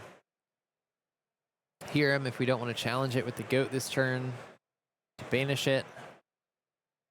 Challenging, definitely a reasonable play as well. It looks like Michael was eyeing up 3 ink there. I haven't seen the card he drew for turn yet, but 3 ink could mean friends. It could mean... Oh, it's a Madam M Fox. Interesting. Okay. So we could use Fox to bounce the Merlin Goat. I think that would be a decent play. You could challenge with the Merlin Goat into the Hiram Flaversham, bounce it back with Madam M Fox, use Madam M Fox to take out either the Medusa or the Grammatala, and then you'd have enough ink left over to replay the Merlin Goat as well. Gaining 2 lore just from bouncing the goat back to your hand and then replaying it. Or we could play the Elsa Spirit of Winter, forcing 2 characters for Eric to exert, and then they wouldn't be able to ready on the next turn, so can't sing, can't quest, can't challenge with them. Michael trying to figure out which one of those options he likes. Probably doing some math here for his own lore, trying to figure out where it best leaves him going into the next turn. Maybe also doing some probability of what Eric might have waiting for him in that giant grip of cards he has in his hands. As we know, Ruby Sapphire is full of cards that can banish your characters, so thinking about which ones are most likely to be there is probably a wise thing for Michael. So it looks like we're definitely choosing that Maleficent, and we are playing this Elsa. Michael trying to decide what the second card he's going to choose to ready and keep readied.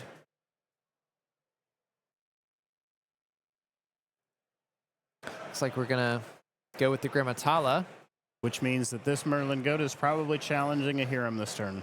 I have to imagine so. I don't think you want to give Eric an opportunity to find an item and draw extra cards off of the Hiram. All right, No, so it looks like we're going to stay readied with the Merlin Goat. a reason to stay ready here is probably because we want to quest next turn, bounce it with the Fox, and play the Merlin Goat again, and then quest with the Elsa, really pushing us ahead in lore and reestablishing that goat and not giving the opportunity to Eric to banish it on the spot. Yeah, that would be a 6 lore play. You know, being able to quest with Goat, bounce it, play it, quest with Elsa. Wouldn't witness the game next turn. But it is an option. Makes you wonder, you know, sort of forcing Eric to have an answer to Merlin Goat, right? Your Sisu, your Brawl, Madame Medusa, none of that's going to banish this Merlin Goat without an ice block or 2. And so you're kind of forced to have a Be Prepared or a Maleficent Monstrous Dragon to answer the goat.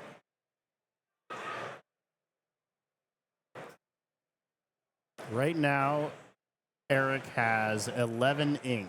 So That's definitely enough for Maleficent plus something else. And right now we're representing 3 extra lore. It looks like we're just going to go straight for it.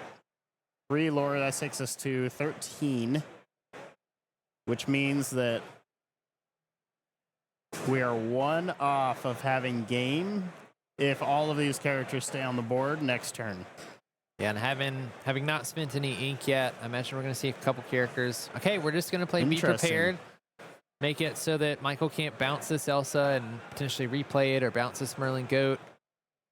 Do any damage there. We're just going to wipe the board after we gained a bunch of lore and then play a Hiram Flaversham. But we do know that there's no Merlin Goats anymore for Michael because we have seen all 4 of them. So we do know that in Michael's hand he had a fox, and now let's see, he has a friends, which draws him 2 more. We're probably looking for a rabbit here, and he's eyeing up 4 inks, so I can only assume that's what he has found. Oh, we're gonna see a Bruni. Okay, this is a fun new card from Shimmering Skies. It's evasive. It's only a 2/2, but it does quest for 2. It also gets to draw a card when it's banished, so a pretty decent card here. In that if it's banished through a Sisu-empowered sibling, we get to draw a card off of it, and if not, we get to quest. So you see Eric playing the Sisu-empowered sibling. Michael drawing off of that Bruni saying, you know, I'd rather you draw a card than quest for 2 at this point. A wise decision. Now, a fun thing about Bruni is that he also does have enough strength to take out Diablo if the situation comes down to it. And he costs 4, so he can come down the turn after Tipo, which I'm sure is a line that Michael has taken this tournament when he plays against an Emerald deck.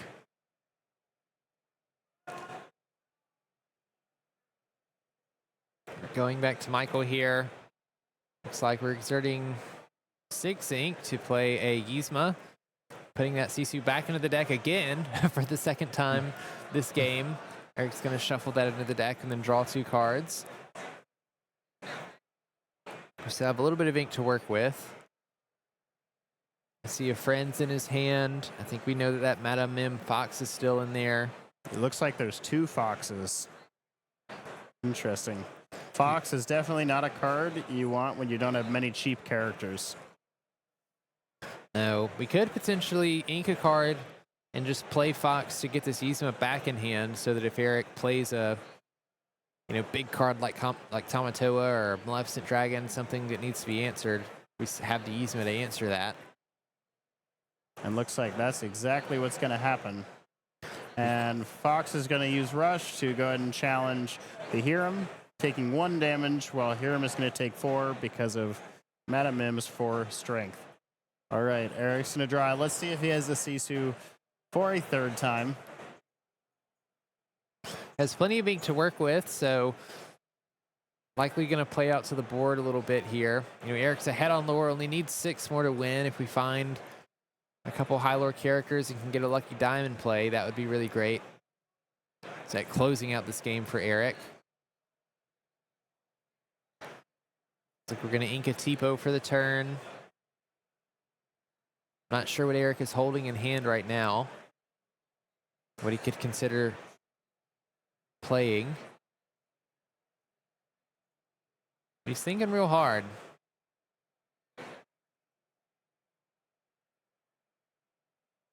From what we saw last, Eric had a lot of cards in his hand, so I don't doubt he has a lot of really good options here to try and combat this. I mean, it's just a Madame Mim, but you are trying to both out the Madame Mim and set up a win condition for next turn with as much lore as you're at now. Looks like we're going to go ahead and quest with the Sisu and the Hiram, gaining 2 lore, putting us up to 16. Before we play out our hand, we're going to exert 8 potentially. Might have a Tamatoa in hand. Could be a Sisu as well. Tamatoa definitely a scary one if he has it. But we do have the Yzma back in hand that can come down and answer that as soon as it comes in. So I'm exert 7. We're going to see a Lucky Dime being played. Immediately going to use the Lucky Dime on the Hiram, gaining an extra lore, bringing Eric to 17 lore. threatening a win for next turn with just the Hiram, Sisu, and Lucky Dime. But also any character in hand that has a decent amount of lore on it, we can use next turn on Lucky Dime. I think I saw a Sisu and a Tamatoa in Eric's hand. That's right. Oh, we see gathering knowledge and wisdom. You were right. There is definitely more ways here than just go to inch out that victory. Yeah, and we have friends in Yzma as well. We saw that from last turn. We have to challenge into this Hiram here, I think. Banishing the Hiram, putting an extra damage on the Fox. We could play the Yzma if we want to put the Sisu back in hand as well. But we know that if Eric has a big Sisu in hand, then none of that's going to matter because we can just use the Lucky Dime when it's played and gain 3 to take the game. Yzma is just bullying Sisu today. It doesn't matter which one. Yzma just doesn't like Sisu. We know that. Doesn't like llamas or dragons, apparently. So Eric's going to draw 2 cards from the Yzma and then draw for turn. Looks like we're just going for the 8 ink, so that must be, and that's it. The Lucky Dime Yeah, to gain lore equal to a chosen character's lore. See the Sisu with 3 lore there, having the Lucky Dime in play to quest for exactly enough. Eric's going to take that game 2, pushing him on further in the tournament.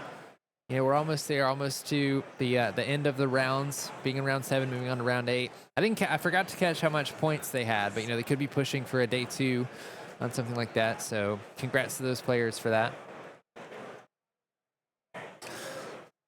So we just heard they had 27 points each, so it sounds like that means Eric is on 34. 34, yeah. So Going out of round 7, that's very good. yeah, if these next 2 rounds he can 2-0, then that should guarantee, you know, a day 2, putting him past the 44, 45 benchmark that we usually see around these DLCs. So with that being said, we do have round 8 coming up, so don't go anywhere.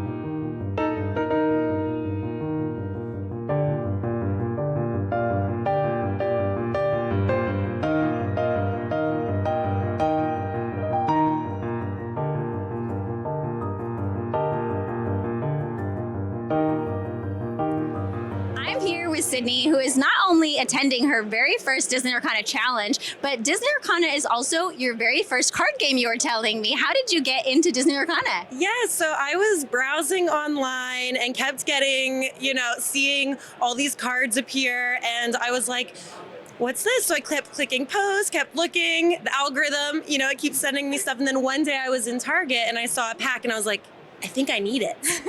So then I opened it.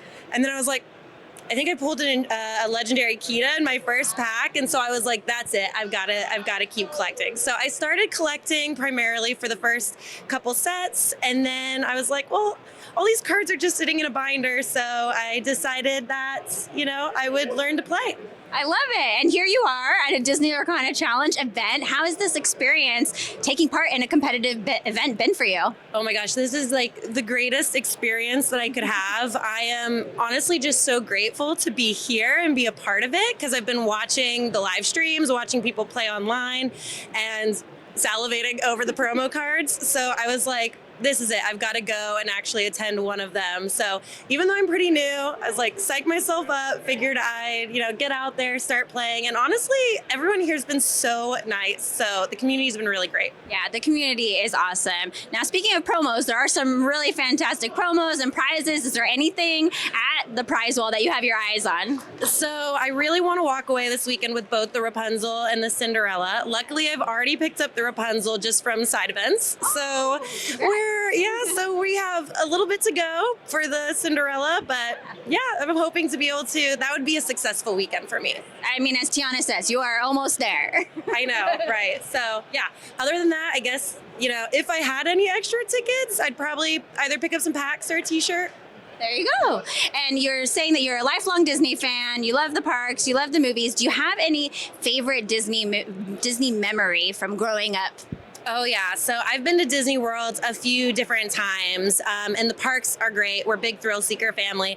But probably my best memory was when Frozen first came out, and me and my sister went to it on premiere day together. And I just remember us bawling during the very initial song.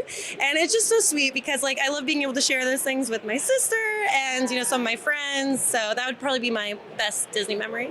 I love it. Well, thank you for sharing that with us. And we're going to go back to the booth. Welcome back to the booth here in Seattle. I'm Brendan Patrick, joined by Etienne Bonin as we head into round 8 of our tournament here in Seattle.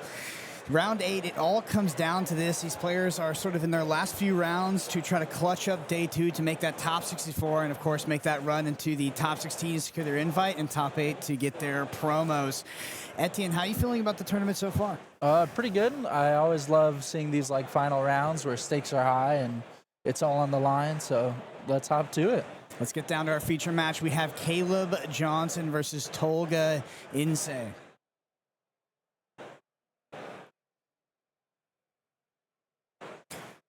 All right, Etienne, you've had quite the premonition so far in sort of reading sleeves. What do the pink sleeves denote, you think, in terms of archetype? Pink is ruby.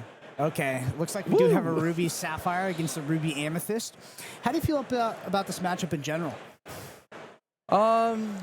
It's pretty interesting. I think ruby amethyst really has to play fast, right? Ruby sapphire is able to just take those games to that longer point and just win from there.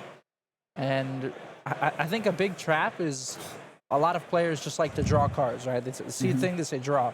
But I think you really have to play to the board into this matchup and just get that much lore that you can. Yeah, for sure. I think that this matchup definitely ebbs and flows. I think it's fundamentally Ruby Amethyst favored since the addition of the Flynn Sisu package gives Ruby Amethyst this very linear, aggressive line that Ruby Sapphire really cannot deal with. We saw the metagame adapt to Ruby Amethyst back in Dallas, actually a completely different set, where we saw Ruby Sapphire decks start to pack things like Hercules, and they were really trying to prepare for that Flynn on 2, Sisu on 3, Castle playline. But I think as the metagame has adapted and this Emerald Steel deck has come back into the metagame, Ruby Amethyst has fallen in popularity a bit. These Ruby Sapphire decks have sort of gotten rid of a lot of the tech that previously existed for Ruby Amethyst. So I do think that while this matchup was almost never, in my opinion, Ruby Sapphire favored since the Flynn Sisu edition, I think is even more favored right now for Ruby Amethyst than it normally would be because those tech options have sort of fallen away from this Ruby Sapphire list. Yeah, I think on top of that, the locations that Maui can't clear by himself, the library and the Queen's Castle that we see in some number in different lists, are just really strong ways to survive those be prepared Sisu turns. Yeah. And while people say, oh, there's Cusco, oh, there's Hideaway, we've seen plenty of times players not seeing the answers they need. Yeah, for sure. The Flynn Sisu Queen's Castle package is just a diverse set of threats that is very hard for the Ruby Sapphire deck to deal with in an efficient manner before you gain enough lore to sort of close out the game. Something like a Goat, Bounce, and Inevitability package out of the Ruby Amethyst deck. That being said, things that Caleb's going to be looking for is that turn 2 acceleration. Wants to find that turn 2 accelerate in the form of T-bow or one jump ahead. Very critical in this matchup. Did not have the turn 1 item, so not ideal, but does look like he has the T-bow in hand, so T-bow going to come down, going to accelerate Caleb over to 3 ink. Looks like he has the Brawl, which is the answer to the Flynn in hand. Brawl has been an addition. Brawl made it into the deck mostly for green steel originally, or mostly just for, Emerald, originally for the Diablo, but has the additional utility of hitting that Flynn, which is just an absolute must answer. Yeah, we see Amethyst Ruby here with both the Magic Room and the Chernobog's followers really not getting punished by avoiding the steel matchup. Yeah, for sure. So Tolga does have that an opener. We talked about Caleb will be able to answer it with the Brawl, which he will most likely do on this turn. Going to sing one jump ahead with the T-Pow. That being said, a Brawl for a Flynn is actually a pretty decent trade for our Ruby Amethyst player. But Flynn being such a powerful, just above curve card, it is an absolute must answer. Yeah, brawling here means that as a Ruby Amethyst player, you're not worried about seeing another one come down. Obviously, they might have it, but it's a lot less likely. Wow, Tipo into the one jump ahead is so good because it looks like Tolga has another potential Flynn Rider off the back of this, and Caleb's going to be able to quickly answer with something like a Madame Medusa in hand. Madame Medusa, Ice Block, and Ground Matala being the last few cards in hand for Caleb. So while Caleb has the answers, Caleb has no draw package, has no items, has no Hero and Flaversham.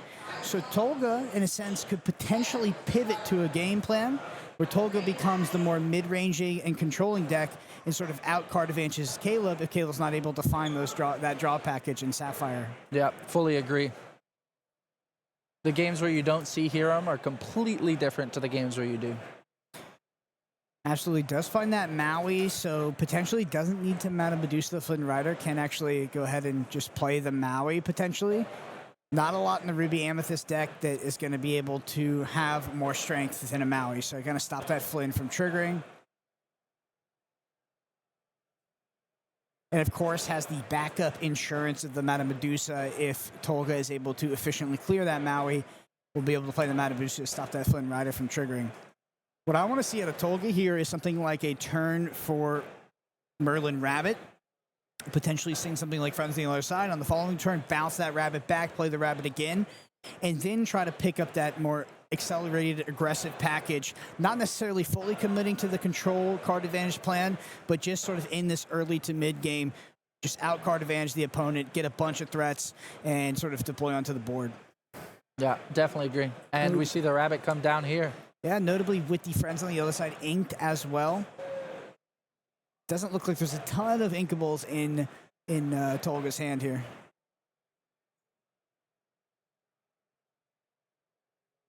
All right, actually, do you think that it's not unlikely we'll see the Madame Medusa hit the Merlin?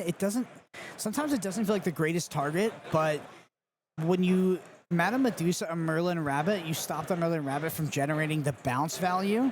And because the Ruby Amethyst deck only has access to 4 rabbits, if you're able to do that kind of turn over turn with Madame Medusas, Brawls, and things like that, even though they draw 4 cards and off of cards that you would usually be 2-for-1ing them with, you do stop them from their core draw engine, which is actually the Merlin Rabbit bounce package. And Popsicle is found off the top here.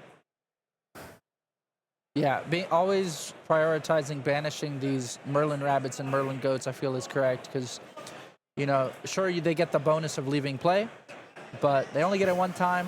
They'll get their 2 cards of value, whereas opposed to if you see a fox or a snake, they're going to get 3 cards of value, maybe more. Crazy to think that we're only going into the the 5th turn of Tolga here, as Caleb, I think, has something like 7 to 8 ink, 2 items, and 3 characters on board. Yeah, that just shows how much Ruby Sapphire can put onto the board. Usually supplemented by the Hiram being able to refill their hand. Not in this scenario, but I think if you're Caleb, you're just trying to get to that point, maybe hit a Visions to dig for the Hiram and just establish yourself. Yeah, digging for the hero, getting that card draw, and then ultimately ripping something like a Tamato feels like it would cement Caleb ahead in this matchup. We're going to go ahead and quest with the Flynn. We're actually going to trade the Clearing the Tipo. Tipo. I don't disagree here. I think you could get one lore off the Flynn, but that Tipo has shown time and time again to be able to consistently get the Ruby Sapphire deck a lore over a bunch of turns. Ooh, and we see the Finders Keepers coming down. Just interesting. This is a card that is not really meant for this matchup, and that's why we saw friends on the other side, I believe, inked. Ooh, and an 8-cost Sisu here as we have only 6 ink available, 2 uninkable, so if we're going to see that Madame Medusa deployed here on the Rabbit like we talked about, I do think that is probably going to be the play. Nevertheless, I think that Tolga has a bit of a window here to come back just due to the context of Caleb's hand having that sort of dead card in the form of the 8-cost Sisu. Yeah, I definitely think Tolga should either be going towards that be prepared angle or just be going the opposite direction and trying to get some more characters down. Yeah, unfortunately, only had 5 inks, so while be prepared is 2 turns away, that is quite far away at this point. Because, you know, the time's sort of ticking for Tolga. Really wants to get the job done or cement some sort of critical advantage before something like a Tamato is found. And probably wants to save the be prepared for when that Tamato does eventually hit the field. Yeah, definitely makes sense. Ruby Amethyst traditionally, at least nowadays, doesn't really have a lot of ways to deal with Tamato outside of a be prepared. I do see be prepared in hand, by the way, for Tolga. So I think Tolga's in a pretty good spot here. We'll see what the top deck is here for Caleb Johnson. Really wants it to be an inkable, but it's a how far I'll go, somewhere in between there. Interesting to sing it with the Tala. I think just how far I go being able to be sung at all makes it such a strong card. I think I would have snap sung that with the Maui. Yeah, agreed. But we find the Hiram here. Fantastic for Caleb. Really get that advantage started. Ooh, another popsicle, double popsicle off the top. Exactly what Caleb needs to sort of get back into this game, or at least start getting options. Ooh, yeah, there's that lucky dime, the kryptonite of Ruby Sapphire for Ruby Amethyst, that is. Just no way to interact with that item. Ooh, Madame Medusa, not a bad pickup either. See, if I was on Tolga's side, I'd probably look towards be preparing now, and then ideally deploy something like a castle with a threat on the following turn when I get up to 8 inks. So like Castle Goat or Castle Rabbit, something like that. Castle Goat, of course, in the context of Caleb's hand, would probably be a better play. But of course, the Tolga doesn't know that. Yeah, definitely agree. Stopping the hero from drawing 2 more cards on top of the draw for turn, I think, is definitely your first priority. We're going to ink the Elsa 7 ink here for Tolga. We're going to tap all that ink, and it's going to be a be prepared nice 4-for-1 for your troubles. We're going to go back over to Caleb. Caleb currently doesn't have access to any good plays. Ooh, the Tipo is not what you want to see.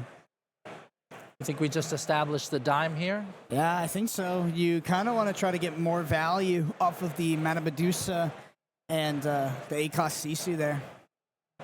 Yeah, especially in this matchup where Tolga looks to have many more cards over you. Interested to know what Tolga's read is on Caleb's hand after a play like that, because it's a very atypical play. As you pass back, the opponent has 3 cards in the hand, just play something like a dime with no target. Really would like to see a Queen's Castle here if possible. I think Queen's Castle would probably add the most pressure and be the most backbreaking at this point. Yeah, for sure. And we see an Elsa, the 5th Spirit, come down. This card's been popping up a lot more in Ruby Amethyst. What are your thoughts on this one? Really interesting. I think it's a great addition as a 2/5 that has evasive and can tap something down, can really help you deal with some of those like uninteractive characters that try to sit there and gain value. So I really like it, to be honest. Yeah, I like it a lot. I think it's a little tough in this matchup, though. Oh, it's really bad in this matchup. It's absolutely terrible. I mean, so it can tap down a Tamatoa, which can allow you to potentially trade with it, but that being its best use case, not great. Yeah, plus its stats are usually pretty low into the large characters that Ruby Sapphire plays. Okay, we see a Tremaine. So Tremaine making its way into another one of these Ruby Amethyst deck lists for today. And there is a bounce on that. Snake sending it back. And Caleb, in the position where it's like anything I play at this point is just going to get Tremaine. Ooh, Fishbone Quill. Not in a great spot here. What is your play? Are you just Maleficenting the Madam Imp Snake? Kind of feels like you have to. That feels so terrible, though, because then you just get Tremaine back and you lose all board tempo. Oh, so you're just going to hold it and pass? So he's sitting at 9 ink, yeah. I don't super disagree. Snake isn't putting up too much pressure, and you're able to just wait with your removal characters until something bigger hits the board. Yeah, you're right. Just that Tremaine is just guarantees a 2-for on the side of Tolga. I think I saw a second one in Tolga's hand, actually. Yeah, by far the best play for Tolga here is Queen's Castle.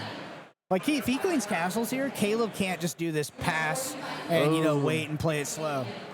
So it looks like Tolga's hand is not very strong into this board. I would love to see a location at all, even a library, but having to play the Medusa on an empty board does not feel good. And here's the Tamatoa just in time.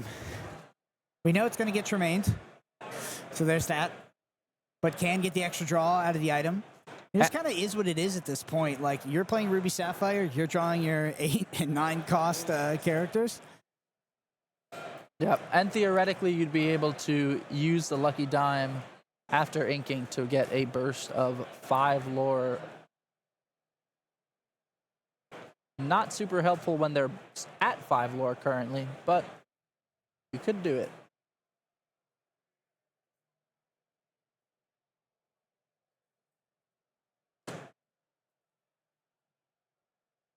So we pick up the Popsicle again. Probably going to use it here to get an extra draw. Yeah, so we're 1 off of that that Lucky Dime value, which would be pretty good. I mean, we would get, like you mentioned, 5 lore. Actually, 6. Inking the Maleficent, using that dime. Yeah, going for the 5 lore. I think that's correct. Yeah, going to 10. And here comes Tremaine. You know it's going to get Tremaine anyway. You may as well get what value you can out of it. That was decent. Draws you 2 cards effectively because it picks up that Popsicle, as well as gets you 5 lore. I mean, I'd make that trade any day of the week. Yep, in a heartbeat. We're going to see this Tremaine come down. We've been seeing a lot more than expected over this weekend. What are your thoughts on that? Potentially has made its way back in the list due to the popularity of Ruby Sapphire. Like, I think Tremaine, its use case is against Ruby Sapphire and then against some of these like pesky ward characters. But I don't know, 6 cost uninkable to deal with, like a 3 cost uninkable. It's not great, especially against things where they can just play like a 1 cost Diablo and insulate against it. Tremaine is, in my opinion, mostly a card for Tamatoa. Yeah.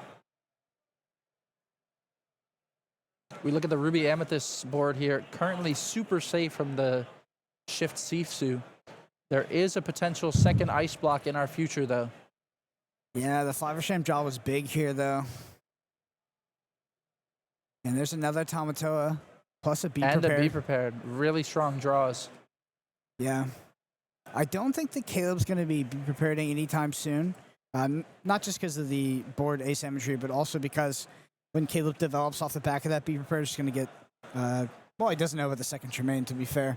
But, whatever threat he puts down will get Tremained. Do you think we see a Tremaine and a bounce here? I guess not. The story of Tolga in this match would have been so much different if he had just found his Queen's Castle at any of these turns. Because there's just nothing Caleb could do. And Caleb would get so punished for sort of sitting back and trying to hold those 2-for-1s.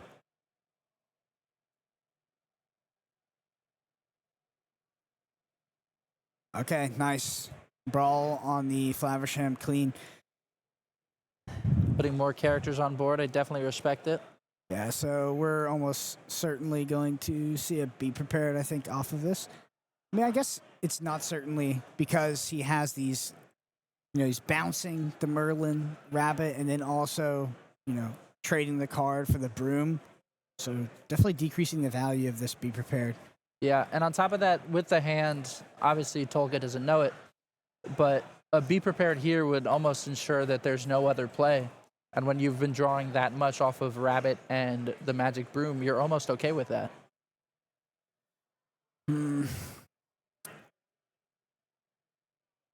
I feel like the sickest play here would have been like Tipo plus Tamatoa to insulate against the Tremaine he doesn't know about. And then, like, maybe you come back to the turn cycle on your following turn and then Tamatoa plus Lucky Dime win the game. It's just that easy. Yeah. I don't know if Tolga has something like a Be Prepared in hand, but This Tamatoa is threatening a ton of lore here. I think we still know that there's a Popsicle in the discard from a Huron. So assuming that the Tamatoa can be played, get that Popsicle back, and then Lucky Dime for, it would be 7 lore, I think, at that point. yeah, and then via that draw can always find another Tamatoa or something. Well, if we go up to 17, actually you're representing like a 2-turn lethal with the 8-cost Sisu because you can actually just dime that. Yeah, Lucky So- Dime being a major key point in this matchup. Oh, I actually have a hot take. I think Caleb's favorite to win this matchup right now. Oh, do you? Yeah. Actually, that's funny because Tolga was really like in a position to get away with this, but now that the dime is at the field and there's so much ink for Caleb, he's representing a 2-turn win. And it's like, it's not very interactable as well. Really interesting here, seeing the Sisu come down, clearing the board, getting the dime for 3. Up to 14, and then We could do the Tamatoa play next turn. Tolga doesn't know it, but that's it. It's going to be it on the next turn. So And we'll do Ruby 5, Amethyst does not have a way to interact with any of this. There's no way to discard the Tamatoa. And yeah, you said we definitely have that one Popsicle in the yard, so. Wow. Yeah. I think he... Oh, counting his ink ball. Okay. Yeah, it shows the power of Ruby Sapphire in these late game scenarios.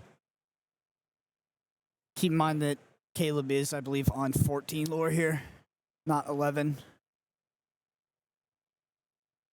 Yeah, it just goes to show, I feel like in this matchup, you honestly can't afford to take turns off to play Finders Keepers or even Friends without singing it. You just need to get those characters on the board in play and questing. Yeah, agree. And Caleb did have some nice draws at the end there, finding both the Tamatoas and kind of having room to deploy the Lucky Dime. Like, if Tolga had ever played a Queen's Castle, it feels like he wouldn't have had the room to do that. Yeah. Yep, so up to 13, 14. And Caleb just, waiting for the turn to pass over. He's just going to close it out with this Tamatoa. And that Biaffa finds the Popsicle off the top, too. Just salt in the wound. I guess sweeten the wound because it's Yeah. a popsicle.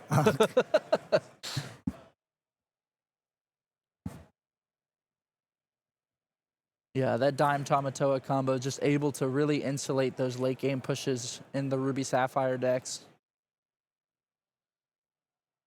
Just going through the motions as we play the Popsicle. And use the Lucky Dime to win the game. Yep.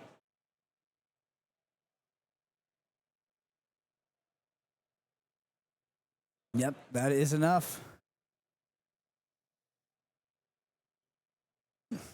All right. And that'll be Caleb Johnson taking game 1.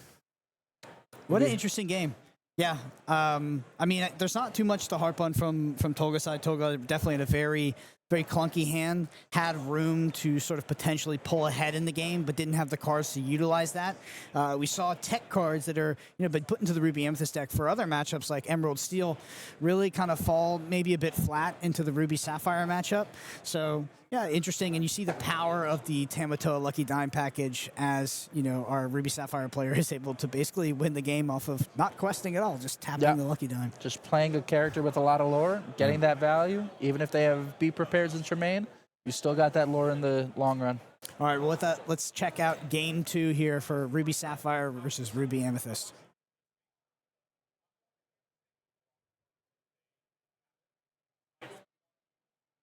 Alrighty, I think Caleb actually went first that game. I think he missed the popsicle, if I remember correctly. That is correct. Caleb went first, had the turn 2 acceleration. And Tolga, he had the answer to the Flynn Rider. But, Tolga wasn't really able to capitalize off the back of that. See if Tolga now on the play goes for that Flynn, Sisu, Queen's Castle line. So we see the popsicle and Hiram snap picked for Caleb. Does Caleb keep the brawl as well? I feel like you definitely do. Clearing that Flynn and having an answer to Flynn is just too important in this matchup. I think it's the most dangerous thing you face down, especially in the draw as the Ruby Sapphire player. But, if you're looking at sculpting your hand, the 3 cards you probably want to keep like almost every single time is going to be Popsicle, Flaversham, and that brawl. I think also in this matchup, you'd be tempted to kind of dig a little heavier to look for those Cuscos and hideaways if you're playing them. It's kind of funny because I wonder if the turn 2 acceleration is now less important because you plan to turn 3 brawl. I mean, I guess it would be nice still. So if it's something like 1 jump ahead, there's no card disadvantage that's gained there. It's just a turn 2 play versus not having a turn 2 play. And then while you have 4 ink, you just play the brawl anyway. So on top of that, you're able to, if you use a TPO or 1 jump, you're able to use that lasted extra ink for a popsicle. Yeah, definitely. All right, so Tolga is on the play here and does look to have, I think it's a 3-of-a-kind Flynn. So I see Flynn inked, no 1 drop. I see 2 more Flynns in hand. I mean, if Caleb doesn't have the answer, which we know he does, that would have been very strong. Yeah.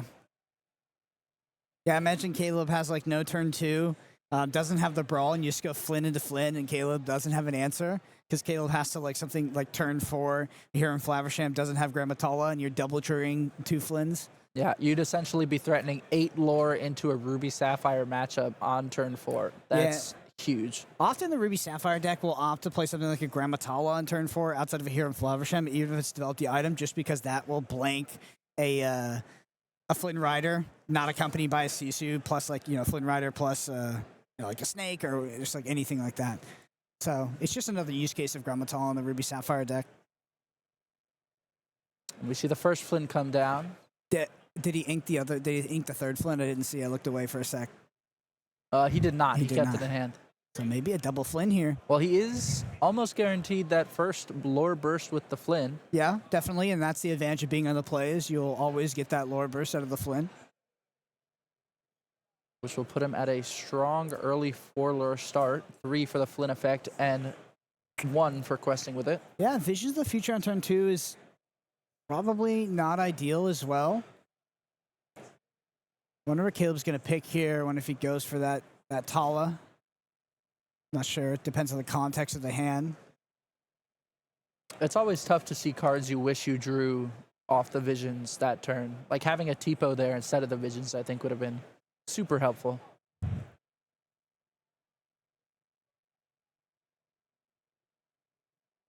Interesting because that turn 3 brawl, as there's 2 Flynns on the field potentially. Like if Tolga also top decks a 1-drop, that brawl, I mean, while it's necessary, you need to stop one of them. You're still going to feel like you're in a tough position, especially if off the back of maybe like a 1-drop Flynn on the next turn, Tolga on turn 4.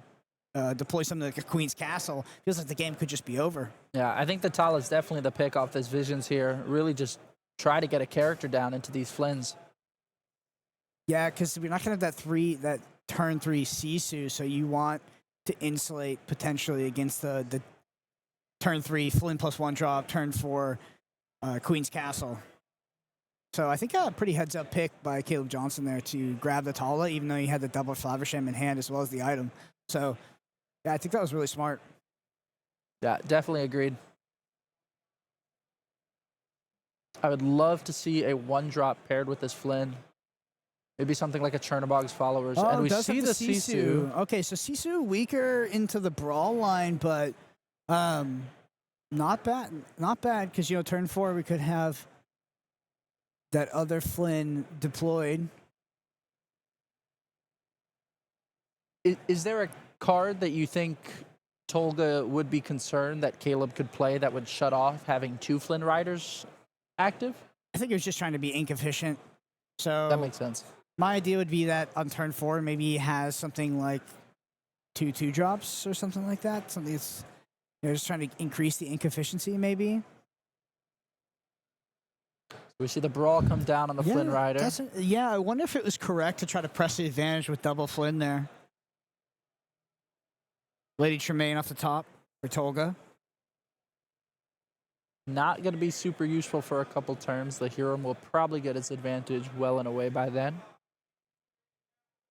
A quest for 2 here. Oh, Sing Friends. Okay. Yeah. Sing Friends. It always feels awkward to sing Friends with a 2 questing character. Yeah.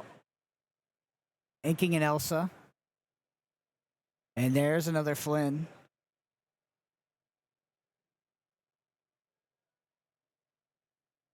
Caleb with no accelerants, it feels rough because, what is now like a turn 4 ink could, with the right accelerants, be getting us up to that Madame Medusa range. We see Caleb have a hideaway in his hand, being able to answer any of those locations that Ruby Amethyst might play.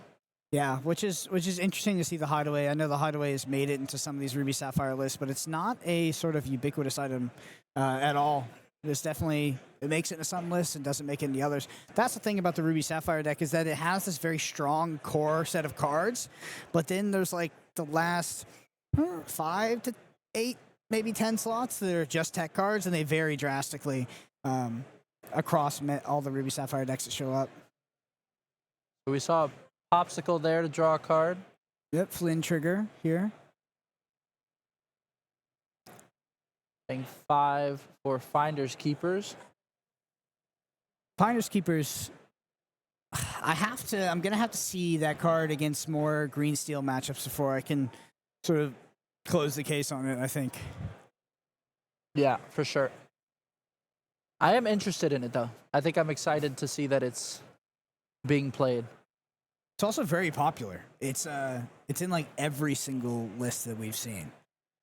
So it's not like this tech card that people kind of came up with. This has been circulating in testing groups and has been showing up in deck lists throughout the past few weeks. Because I don't think there was a single Ruby Amethyst deck that was registered with Finders Keepers in Vegas. Yeah, definitely not. So you see the Huron there, banishing a Popsicle. Yep, so this ice block's actually going to set up for the 3-cost Sisu, potentially to get rid of that Flynn. But the thing about this Flynn Sisu line is it's not about riding it to 20 lore. It's about getting to a critical maximum of lore where you can sort of like goat them out. Yeah, in all honesty, I'm totally fine if this Flynn gets banished. I've gotten 9 to 10 lore off of it, so Ending it's at done his 15. job. Yeah, ending at 15, you got to feel pretty good.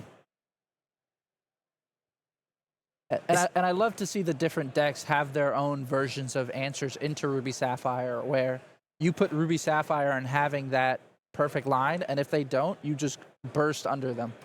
Yeah, if we end it, and even takes out, there's that Tremaine, but if you end at 15 lore here as Tolga, and you're somewhat equal on card advantage because you've been playing things like Finders Keepers, interestingly, does not quest the Flynn.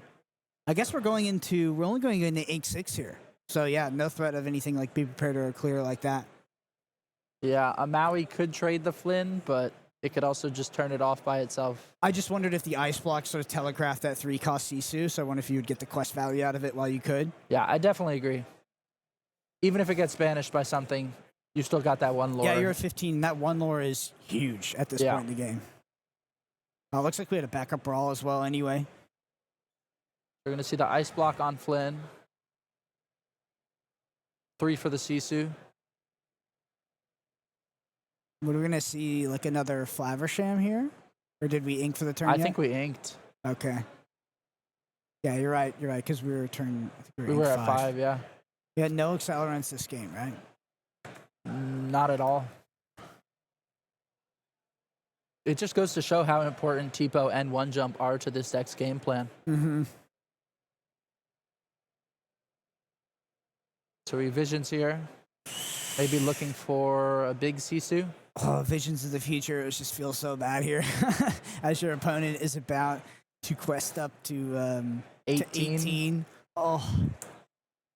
Imagine if that was 19. So if we had quested... And then a goat for game off the top? Yeah. I mean, a goat at 18, your opponent's at 0. It's like the same thing, right? Like, yeah.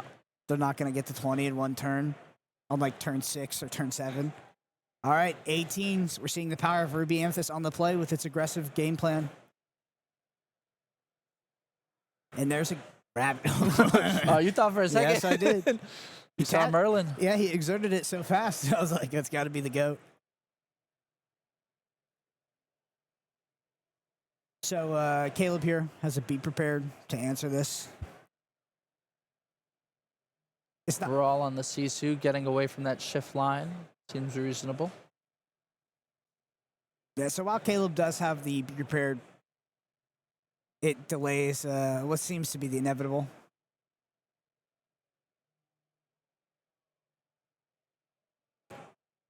So we're going to ink Maui here and go for that be prepared. Yep. Getting the draw off Rabbit. Yep, draw trigger here for Tolga. Do we find the GOAT? Passing back over. All right. 2 new draws from last time. 1 from Rabbit, 1 for turn. Oh, that's 5. 5. Elsa? It's another Finders Keepers. I mean, I guess in a way, Finders Keepers is Amethyst's version of Visions, right? You're digging 3, you're looking. Ink Crab, 3. And 3 costs, friends on the other side. Really looking for that GOAT. Also, like, if you just find a bunch of 1-drops on the following turn, you can just put your opponent like, okay, do you have the board clear? Yes or no? I mean, they're going into 8 ink, so maybe they have a Sisu. They have a lot more outs, but still, you find a single GOAT. Game's over. Yeah, you could also just play like 2 questers. Yeah. And then it plays around Tremaine, it forces the be prepared, and then you could just do it turn after turn if you have the hand advantage. Yeah, I think that Tolga's got this game locked up. As good as Tamatoa Lucky Dime is, I don't think it's going to be able to cross that bridge. Oh, Ruby Sapphire looks like a much more of a fair deck when when it's on the same amount of ink as the opposing deck. Yeah.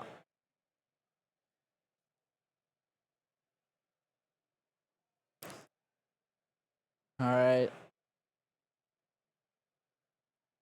Tolga is probably just praying here, hoping to see anything that gets him to GOAT this turn. Yep. For Caleb, you just got to play to your outs. Even when you have no outs, you just keep playing and hope you're wrong. Because honestly, sometimes you are. Maybe not in this scenario, but sometimes there is a line that you don't see when you think about conceding. All right. Let's see that 4. 6. No, it's a 6. Medusa, okay. And then 2 for Flynn. Okay. It's kind of the same as putting up 2 questers. Yep. The 2 threats. Double be prepared in hand. Friends on the other side. I assume on the next turn we're going to see if Caleb clears the board, which I don't think he will. I think we'll see Tolga play fronts on the other side, look for that GOAT. He could go double ice block into big Sisu here to clear both. Oh, you're right. I mean, that's almost certainly the play, right? Yeah. Yeah. You still feel really bad at this point. You're just kind of putting out the fires as they pop up. Yeah, it's less about how to... I guess it's more... You're just delaying. That was a GOAT, yeah? Yep, he just had the GOAT on top of his hand. Does he have the bounce, or does he have the be prepared plus GOAT? Not quite. Only has Tremaine plus GOAT. And the GOAT. Yeah. Puts it at 19. And that's going to be it. I don't think we've made a card that wins the game for Ruby Sapphire at this point. Yeah, maybe you should consider that. I feel like Ruby Sapphire has been, it could use a little bit of a boost. rogue deck. Yeah, it could use a boost. Just hit Mr. Pete with a little bit of an errata. Add a 20 lore gain card for Ruby Sapphire. Yeah, there we go. Yeah. So Tamato will add back the popsicle. Maybe praying to find that card somewhere in this deck.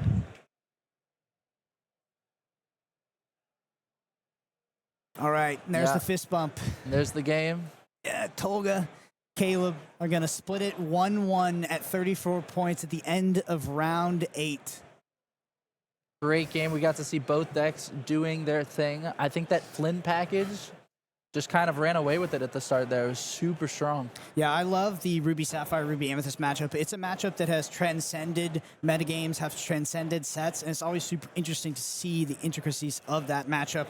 You know, Ruby Amethyst started out as a deck that was very unfavored into Ruby Sapphire, and then once that Flynn Sisu package came in, the matchup got a lot better. And you can see Ruby Sapphire is teched for that. They have answers for the locations now, but still, there's a lot of back and forth between those two decks.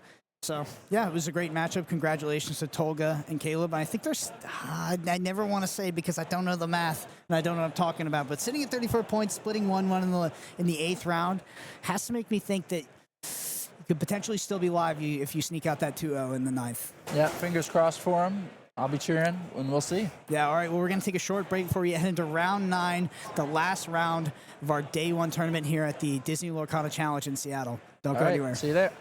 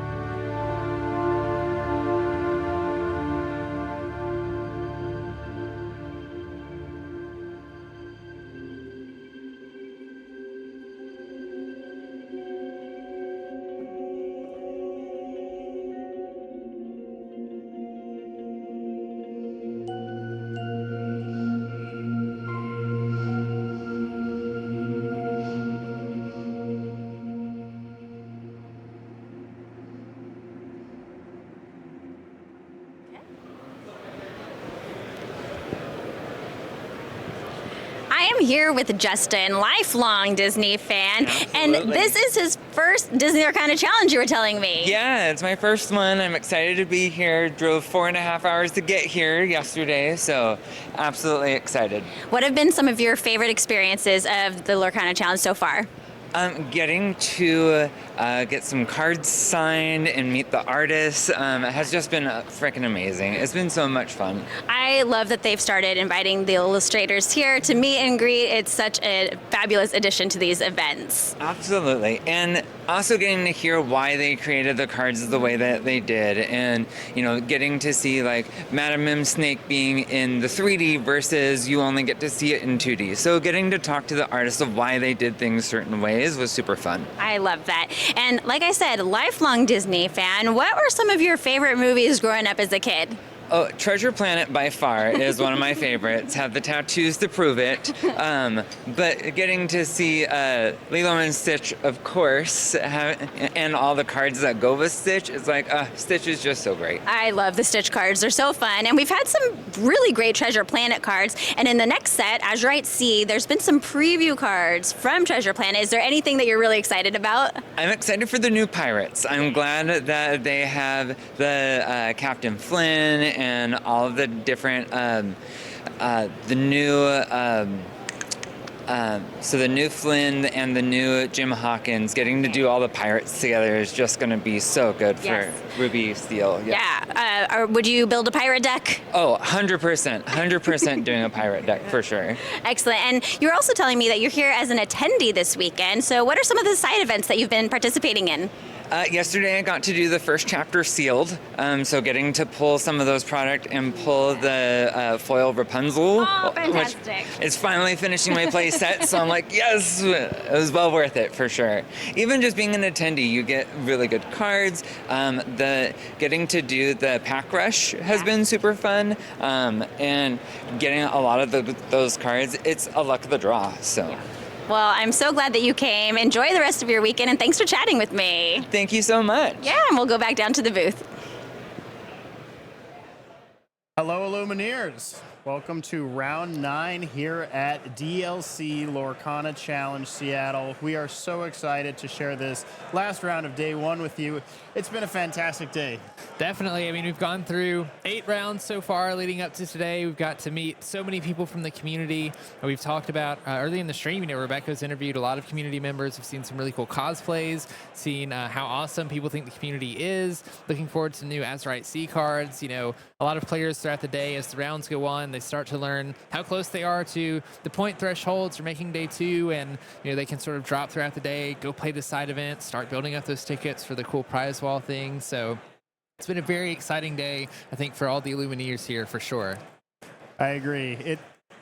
Like he was saying in the interview just now, meeting the illustrators for these cards, these beautiful cards, is just so amazing. It's so great to learn how much work and time goes into each card.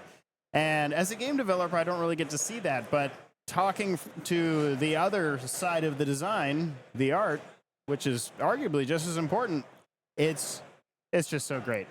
Yeah, it definitely is important. It's one of the things that I know drew me to the game. I'll never forget seeing an article about Disney Lorcana and seeing that Mickey Brave Little Tailor art. I immediately was pulled in. I was like, what the heck is this? Disney trading card game? I am in. You know, it's beautiful. At the end of the day, without beautiful art, we just kind of have cards with numbers on them. And, you know, that's a little less exciting. It's definitely true.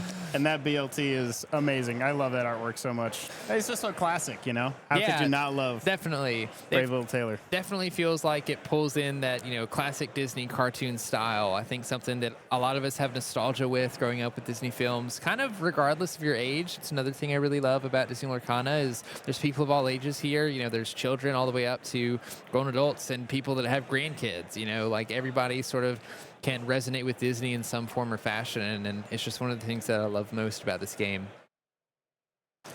All right, and I think with that, I think we're ready to kick it on over to the match. Yeah, we've got round 9. Let's go. All right, so we have Ryan versus Michael Majors. And Michael, we have seen here at the feature match table a few times now. I think we've seen him, this is our 3rd time seeing him, I believe. Yeah, we've definitely seen Michael Majors, so we know that he is playing Ruby Amethyst this time around. I'm trying to get a good look at Ryan's hand, see what he's playing. Also Ruby Amethyst, so we've got a Ruby Amethyst mirror match here. And Michael's looking at a Be Prepared, Medusa, 2 locations. I think these are cards he's considering altering away. Now you have to wonder this late in the tournament if these players have sat next to each other at any point and know what deck the other player is playing already. Because sometimes, with these challenges, you sit next to each other in the Swiss rounds and, you make friends before the match starts and you're like, oh, hey, how you doing? And then you see each other's decks as you're playing and it's like, oh, okay, you're playing that deck, I'm playing that deck. Now, I wonder if they already know, Yeah, is this a mirror? Yeah, I mean, once you make your way to the top tables, if you're staying close to the top tables throughout the tournament, it definitely makes sense that if you see familiar faces, you start taking notes on, mental notes on what decks other people are playing. So by round 9, you can absolutely know what each person is doing. Something else to note here is Ryan has 37 points, Michael has 38 points. So if either of these players can take a sweep, they can get 7 points, potentially pushing themselves up into a place where they might be able to bubble into day 2 as well. So kind of important for a 2-0 victory here. But we're going to start with Michael being on the play, inking a card, and then just passing. Ryan's going to ink a Finders Keepers. Thank you. Finders Keepers, and then playing a Magic Broom, Luminary Keeper. Now, missing the turn 1 play in the Ruby Amethyst mirror can be pretty tough. It looks like he drew it for turn, the Chernobog's followers, but he is going to run out a Flynn here. Flynn, a card that if you have the most strength in play at the end or at the start of your turn, you're going to gain 3 lore. Now, Ryan can contest this with a Madame Mim Snake. We do see him inking one right now, and maybe he might choose to quest with this broom right here. Okay, so it looks like he's going to just play the Chernobog's followers, which also has 2 strength, and that is going to make it so that way Michael no longer has the highest strength. Yeah, Flynn Rider's been a very popular card for Ruby Amethyst. Since it was printed, it's a great way to sort of come out explosive, gaining a bunch of lore if you're able to follow it up with, say, a 3-drop Inkable Sisu that gains strength for the amount of cards in your opponent's hand. And then if you can keep that, if you can get 1 or 2 triggers off of that Flynn Rider, that's 3 or 6 lore that you've gained, really pushes you towards 20, makes sure you have to do a lot less work later in the game to get yourself to 20. And especially in a mirror match like this, if you're able to land a Flynn Rider, you're able to be the one that gets a Maui down first or a Sisu and keep that highest strength, then you can sort of run away with the game. But it does look like we're going to play a Brawl on the Chernobog's followers, banishing that so that Ryan doesn't get to draw an extra card next turn when questing with it if he doesn't want to. And then we're going to utilize Flynn to challenge the Magic Broom, a Luminary Keeper, because Magic Broom only has 1 strength, so Flynn Rider will survive that challenge, and it sort of takes away any Madame Mim plays that Ryan might have wanted to play on this turn. But Ryan is going to respond with a Brawl of his own and banish that Flynn. Brawl, a card from Tangled, which is perfect for Flynn getting kicked out of the pub, because he definitely would. Those guys did not like him. Hey, we all have a dream. Some is just different than others. Flynn's is to get rich in lore, in this case, I think. Yes, he definitely wants a lot of lore. Just imagine that's what he's running away with. He has just a bag full of lore. I don't think that's Lorcana accurate, but it's what I like to imagine. And that's perfect that the goons at the pub kicked him out. They're like, no, you don't get to do that. You don't get to do this. We do see Michael following up with the Queen's Castle. I like this play because Queen's Castle has 7 willpower, and it does look like Ryan has a Maui in hand, but can't play Maui this turn. And even if we do play Maui on the next turn, Maui only has 6 strength, so can't take out the Queen's Castle on its own.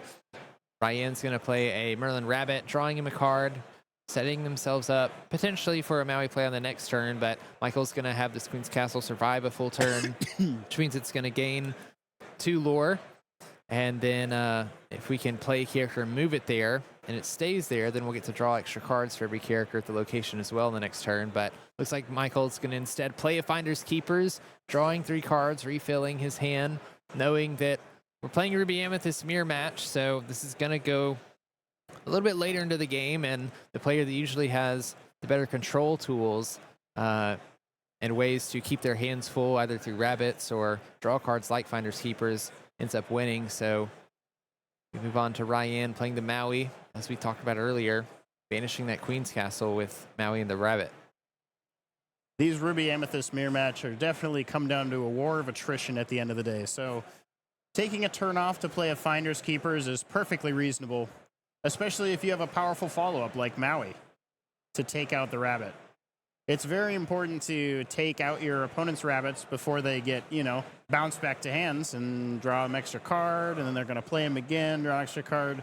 Remember that these mirror matches can go quite a few turns, so you don't really have to worry about, taking a turn off to do something or having to do something next turn. You'll probably have a next turn because we're going to be here for a bit.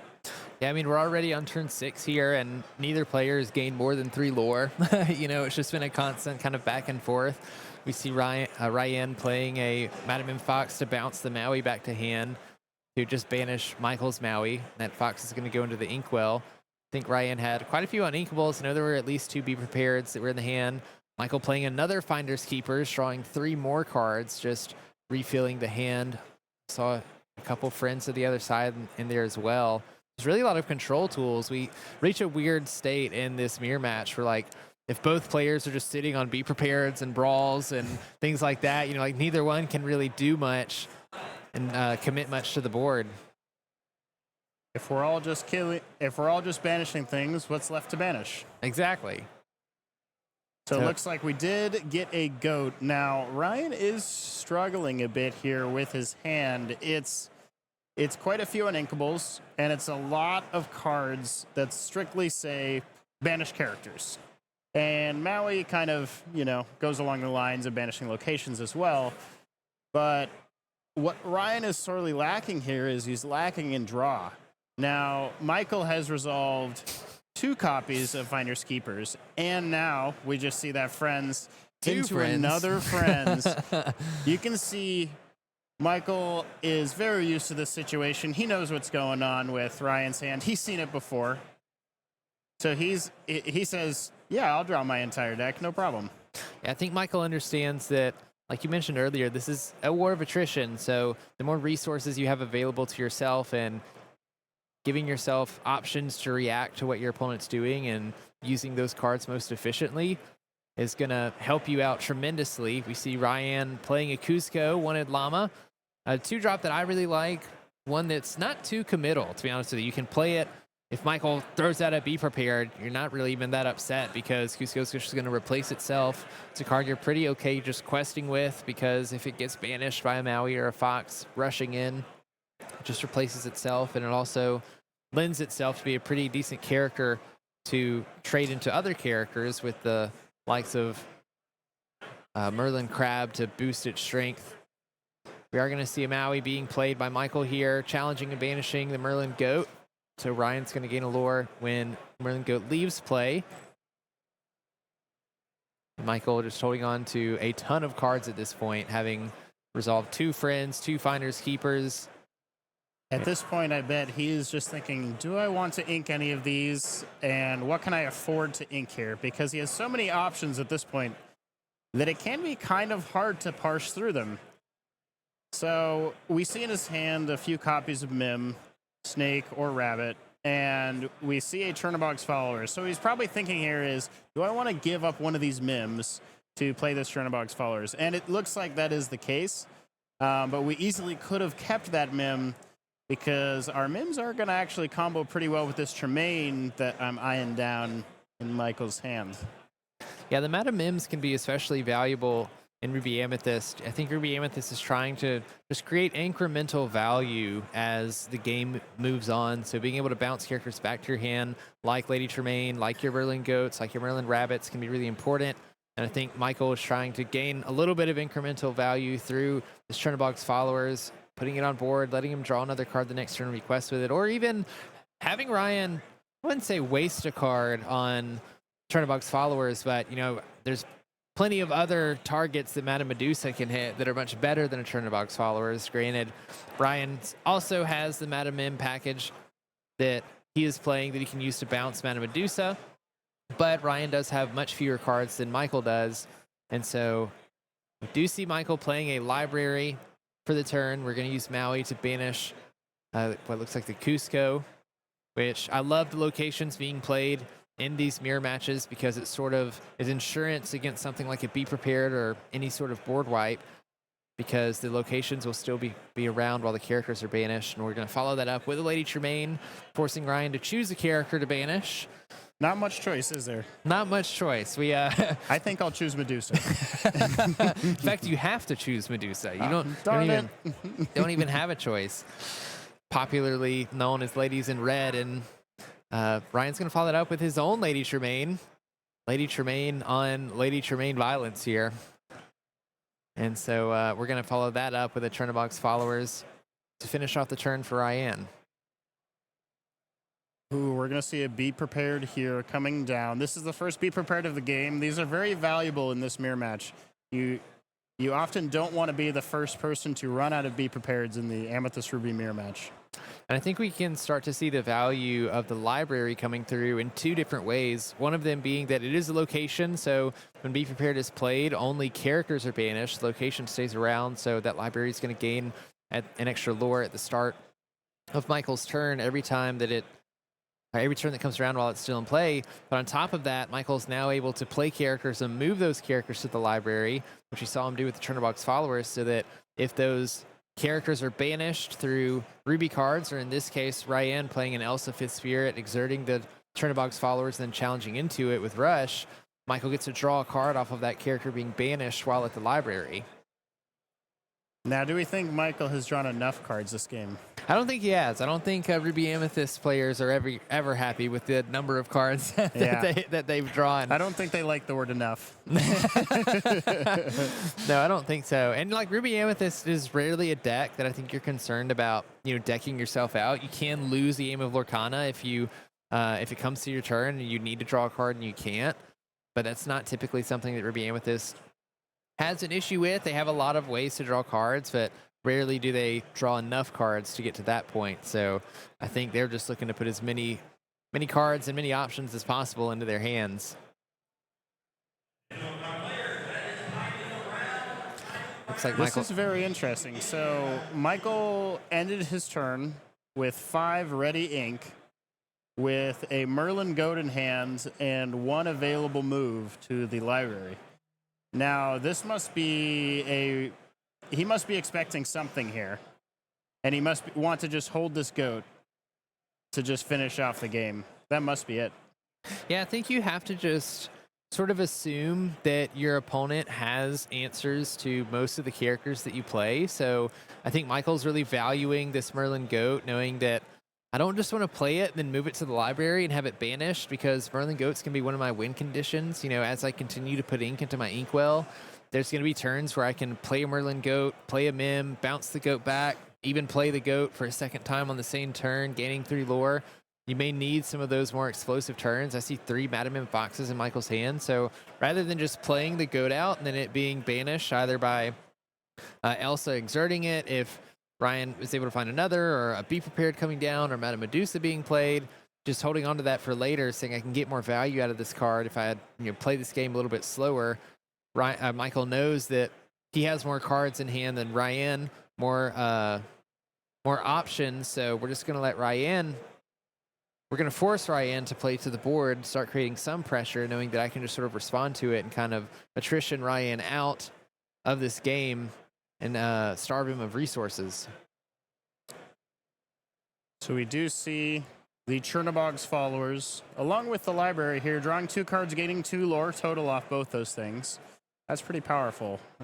Now, it looks like Michael might be eyeing up his second Be Prepared for the game, which is pretty good. It's going to get rid of a rabbit, and that is a valuable resource here. It's definitely something that Michael wants to be keen on getting rid of.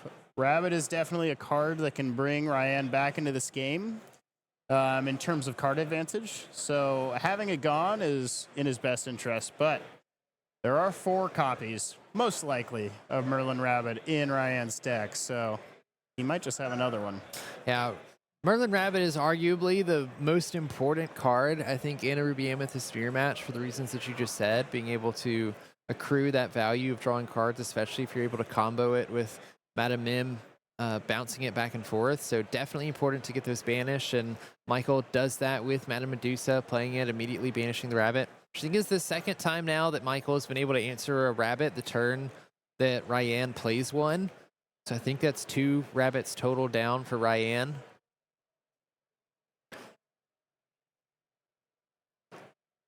Michael thinking about his next plays. We have 4 ink total.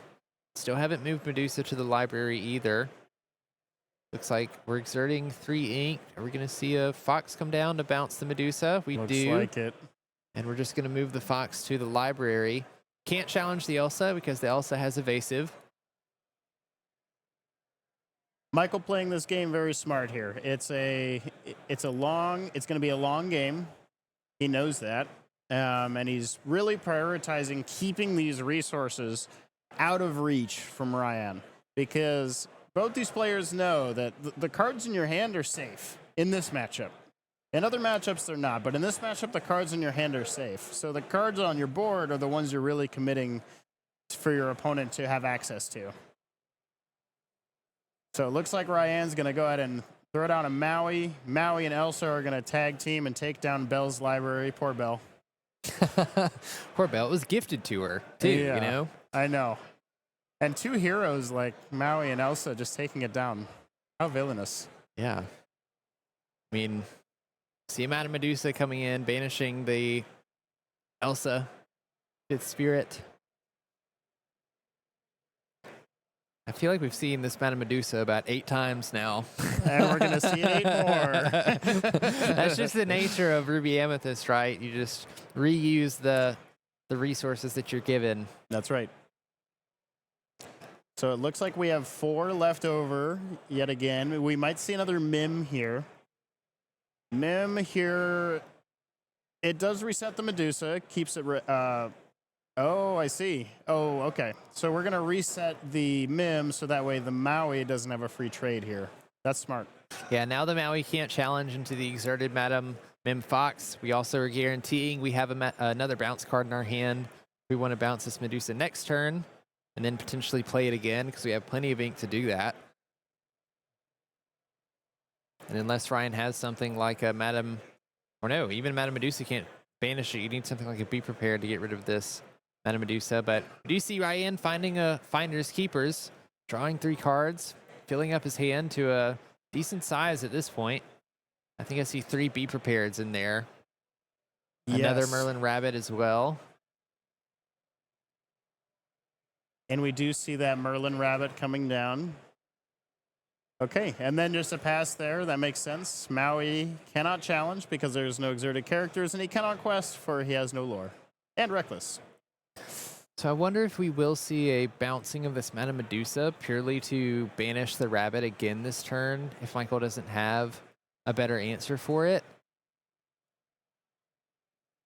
Just because we've talked about how important these Merlin Rabbits can be. You know, you don't want to give your opponent any extra value out of them if you don't have to. Michael's going to start by playing a Merlin Rabbit, drawing a card before we do anything else. And now he's looking at his options. He's thinking about what he wants to do here because most likely the answer is not going to be quest unless we plan on using a Mim. Oh, looks like we're paying 5. What are we going to see here? For 5, that sounds like maybe it's an Elsa. Yeah. Yep. Playing Elsa, exert the Merlin Rabbit, and then use the Fox or the Medusa to challenge in. Now he's considering which one he values more because likely whichever one he challenges with will get banished on the crackback by this Maui. Looks like we're going to challenge with the Madame Medusa, banishing that Merlin Rabbit. Ryan gets to draw a card. Then we're going to quest with the Merlin Fox as well. Michael building up a pretty sizable board at this point, too. You know, relatively powerful characters. Well, one of them just went back to hand. The Merlin Rabbit after playing the Madame Mim Snake. So if you're Michael here, you're probably going to expect to be prepared coming from Ryan's side. Yeah, I don't think this is a terrible turn for a Be Prepared. Basically a multiple character wipe for your 1 Be Prepared card. You do lose a Maui in the process, but Maui's not really gaining you much lore. And there's some valuable characters on board between the Elsa and the Madame Medusa. You know, we've seen how both of these players have been bouncing cards back to their hand, sort of reuse them, getting extra value out of it. So just sort of eliminating 2 good cards like Madame Medusa and Elsa so that they can't be used again. There's some value to that. We're going to start by challenging the Madame Medusa with the Maui.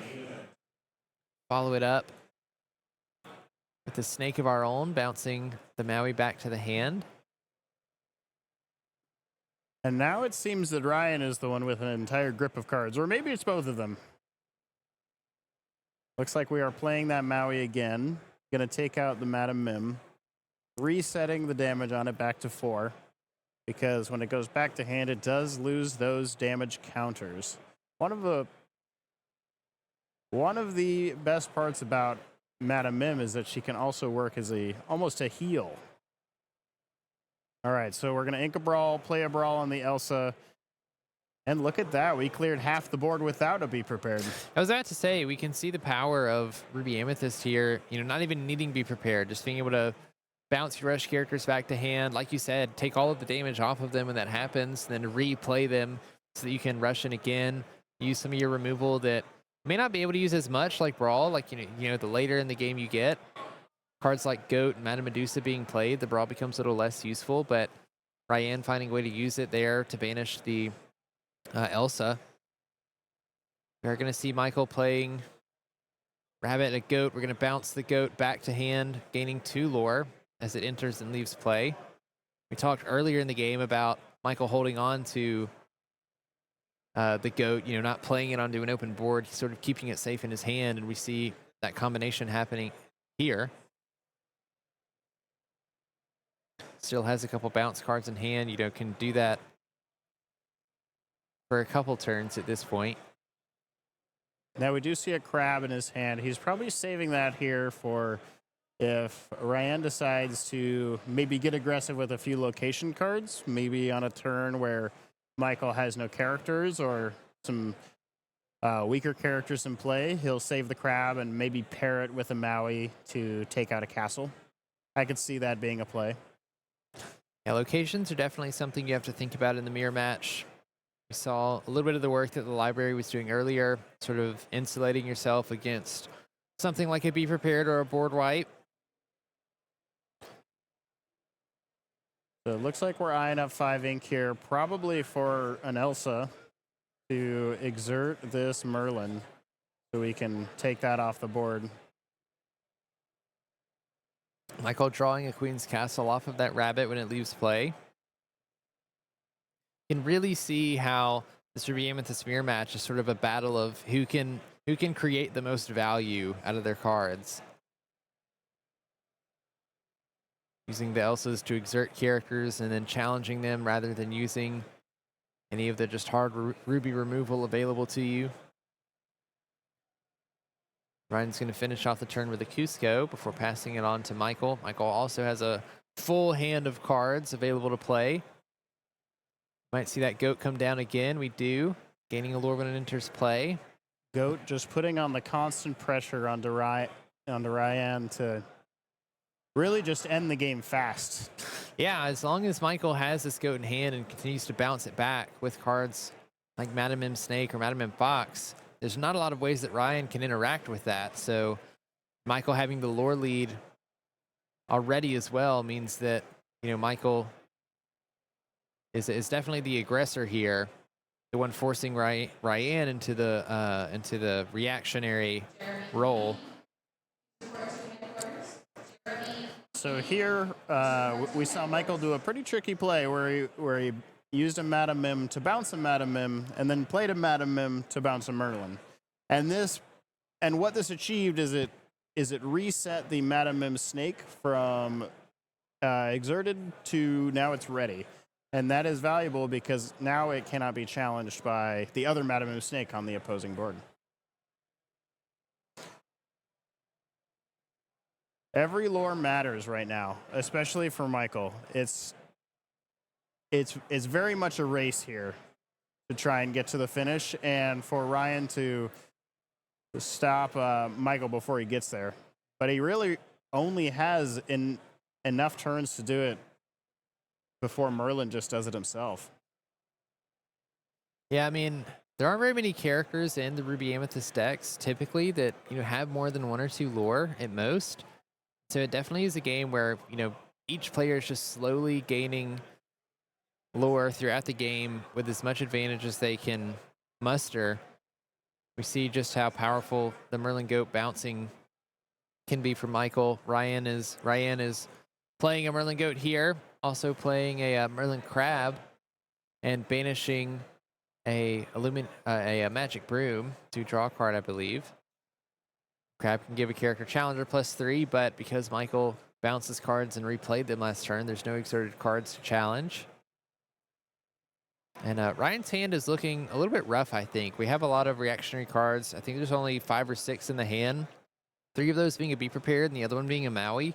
So cards that are good at, reacting to an opponent with exerted characters or forcing an opponent to, are banishing all of your opponent's cards. But Michael's done a good job at sort of not committing too much to the board if he doesn't have to.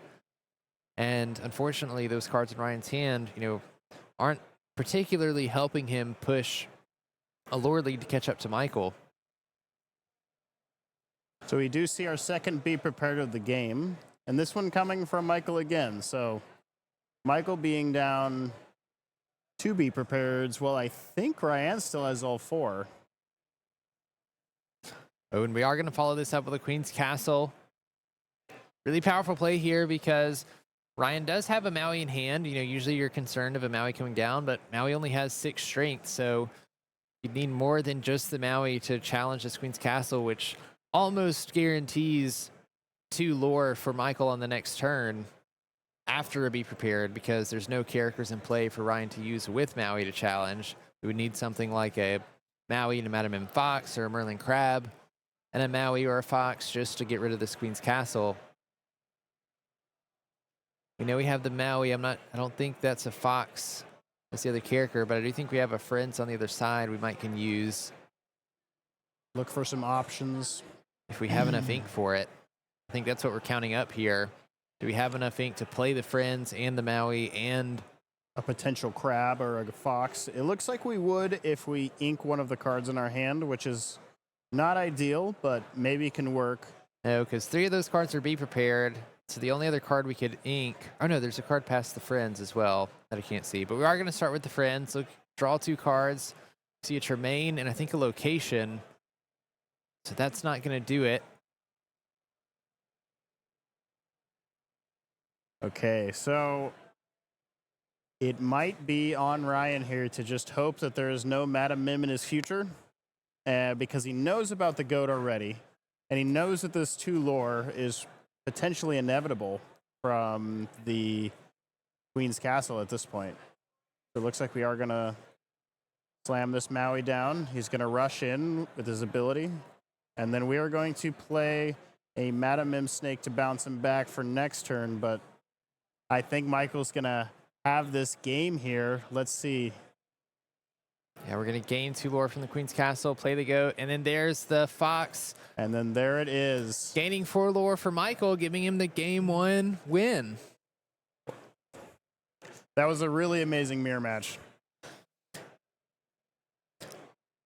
Yeah, we can see the intricacies of this Ruby Amethyst mirror match. It's a bit of a grind. It's both players sort of trying to outvalue each other through the cards that they're playing, making sure that your rabbits stick. You're not leaving them too vulnerable. You can bounce them back if you need to. We saw how well Michael did with his Merlin Goats, knowing that this is a huge win condition. I don't have too many characters in my deck that gain a bunch of lore, and you have your locations, but you sort of have to set those up, because if your opponent has any other characters on board, they can follow it up with a rush character like Fox or Maui to banish it. So knowing and recognizing how important Merlin Goat is to that win condition, and specifically being able to play it and then bounce it back to hand to keep it safe so that you can sort of burst a couple lore every turn, I think is ultimately what brought him that victory. Yeah, I think Michael did a great job of playing that. Ryan unfortunately had a unfortunate opening hand with, I think it was 2 or 3 Be Prepareds and another uninkable card that made him play a little bit awkward to kind of get those characters out on the board, and then he didn't draw his finders keepers, whereas Michael drew, I think, what was it, 3 finders keepers? Yeah, I think had at one point So- played 2 finders keepers, then followed it with 2 friends on the other side. You know, certainly helpful for Michael there, having the answers earlier than Ryan did. You know, there was a point in which Ryan had a handful of cards, but at that point, I think Michael had a handful of cards for multiple turns, and you know, so being able to get the most value out of those cards, picking the most optimal plays, being the most efficient with how you played out those cards. You know, fortunately for Michael, I think he was able to take the edge on that. Exactly. Well played from Michael here. We are just hearing from the booth in the back that our Lumineers from this game have decided that one of them actually has to go. They had a dinner reservation at the Space Needle, so that's exciting. Okay, so I guess it looks like Michael's just gonna take the round win for that then, with one game. Yep. After round 9. So that locks Michael in. Michael's going to gain the 7 points for the round. I think that puts him at 43 points at the end of the day. So could be enough to bubble into day 2. We'll have to wait and see. Yep. Congratulations to Michael and Ryan. Yeah. With that being said, I think this is a good time for us to look at what these players sort of accomplished today. We can take a look at the day 1 prizes, depending on how each player's did today. So everybody that participated in the event today, there were almost 1,900 of them. I think it was around 1,880 players today in Seattle for the Disney Lorcana Challenge. If they played 3 rounds, they got this Dragon Fire promo. You can kind of see the point breakdown going on here. Everybody that got 10 to 19 points got 6 prize tickets. 20 to 29 points, they get 14 prize tickets. And if you got 30 plus points, got 20 prize tickets. An interesting thing about this too, by the way that 2-game format works, you basically have to do slightly better than a 50% win rate to hit that 30-point threshold. So you know, it's not unachievable. Relatively, I wouldn't say relatively easy to achieve, because it's technically slightly above halfway, but definitely doable for a lot of Lumineers here. And then for the ones that had really great runs, either tying with top 128 or making top 128, they get this Let It Go promo. Beautiful Let It Go promo. I'm sure every player who gets this is just holding in their hand right now, moving it back and forth, just looking at the foil. It's so amazing. It is. It's beautiful for sure. But with that being said, you know, day 1, or this weekend is not over for all of these players either. Only the top 64 is going to move on, but there's plenty of side events for people can play, and there's plenty of things that these Lumineers can use these prize tickets for with the prize wall. There were a lot of side events that were happening today. There were some side events happening yesterday as well, and there's going to be a ton of side events happening tomorrow while the top 64 play out. And in that, you'll be able to earn even more prize tickets for these cool items. We have the Disney Lorcana Challenge t-shirts. They're very soft, very comfortable. I was able to grab one in Vegas last month because some friends got some extra prize tickets for me. We're able to get a Lorcana Challenge t-shirt and a hat. Both really awesome quality. I love repping this game, this one that I'm so passionate about and spend all of my time, you know, consuming content You're for telling and me. watching. Yeah. And so really awesome prizes in my opinion, but there's even more than that these players can earn as well. Yeah, on the prize wall as well, we have non-foil versions of the Cinderella Stout-Hearted and Rapunzel Gifted with Healing. Those are the promos that you get for top 16 and top 64 respectively. And you can get the non-foil versions of them at the prize wall for prize tickets. And of course, the most coveted of all, the Cinderella Stout-Hearted playmat. This playmat is so beautiful, and this picture does not do it justice. You see all those sparkles. They're holographic. It's amazing. Yeah, I mean, between rounds, I try to walk around, talk to the community a little bit, and there were a couple people that walked up to me, especially towards the end of the day, when they knew, you know, how many prize tickets they were going to get after competing in the event. They were saying, you know, I got this many prize tickets, I got 20 prize tickets or whatever. I'm going to spend all day tomorrow grinding side events, trying to get that Cinderella playmat. That seems to be sort of the pinnacle prize that a lot of people are shooting for if they've already gotten a Rapunzel or a Cinderella. I know those are really popular ones. So lots of exciting things for these Lumineers to play for tomorrow. But while they play for those, our top 64 players from today after Swiss are going to be competing in a single elimination best of 3 bracket. And we're going to find out who the champion is tomorrow. So that's going to be very exciting. It's going to be very exciting. I cannot wait to see what our Luminers bring tomorrow. And we'll see you then. Yeah, so with that being said, be sure to come back tomorrow to watch the top 64. And we hope you have a great, big, beautiful tomorrow.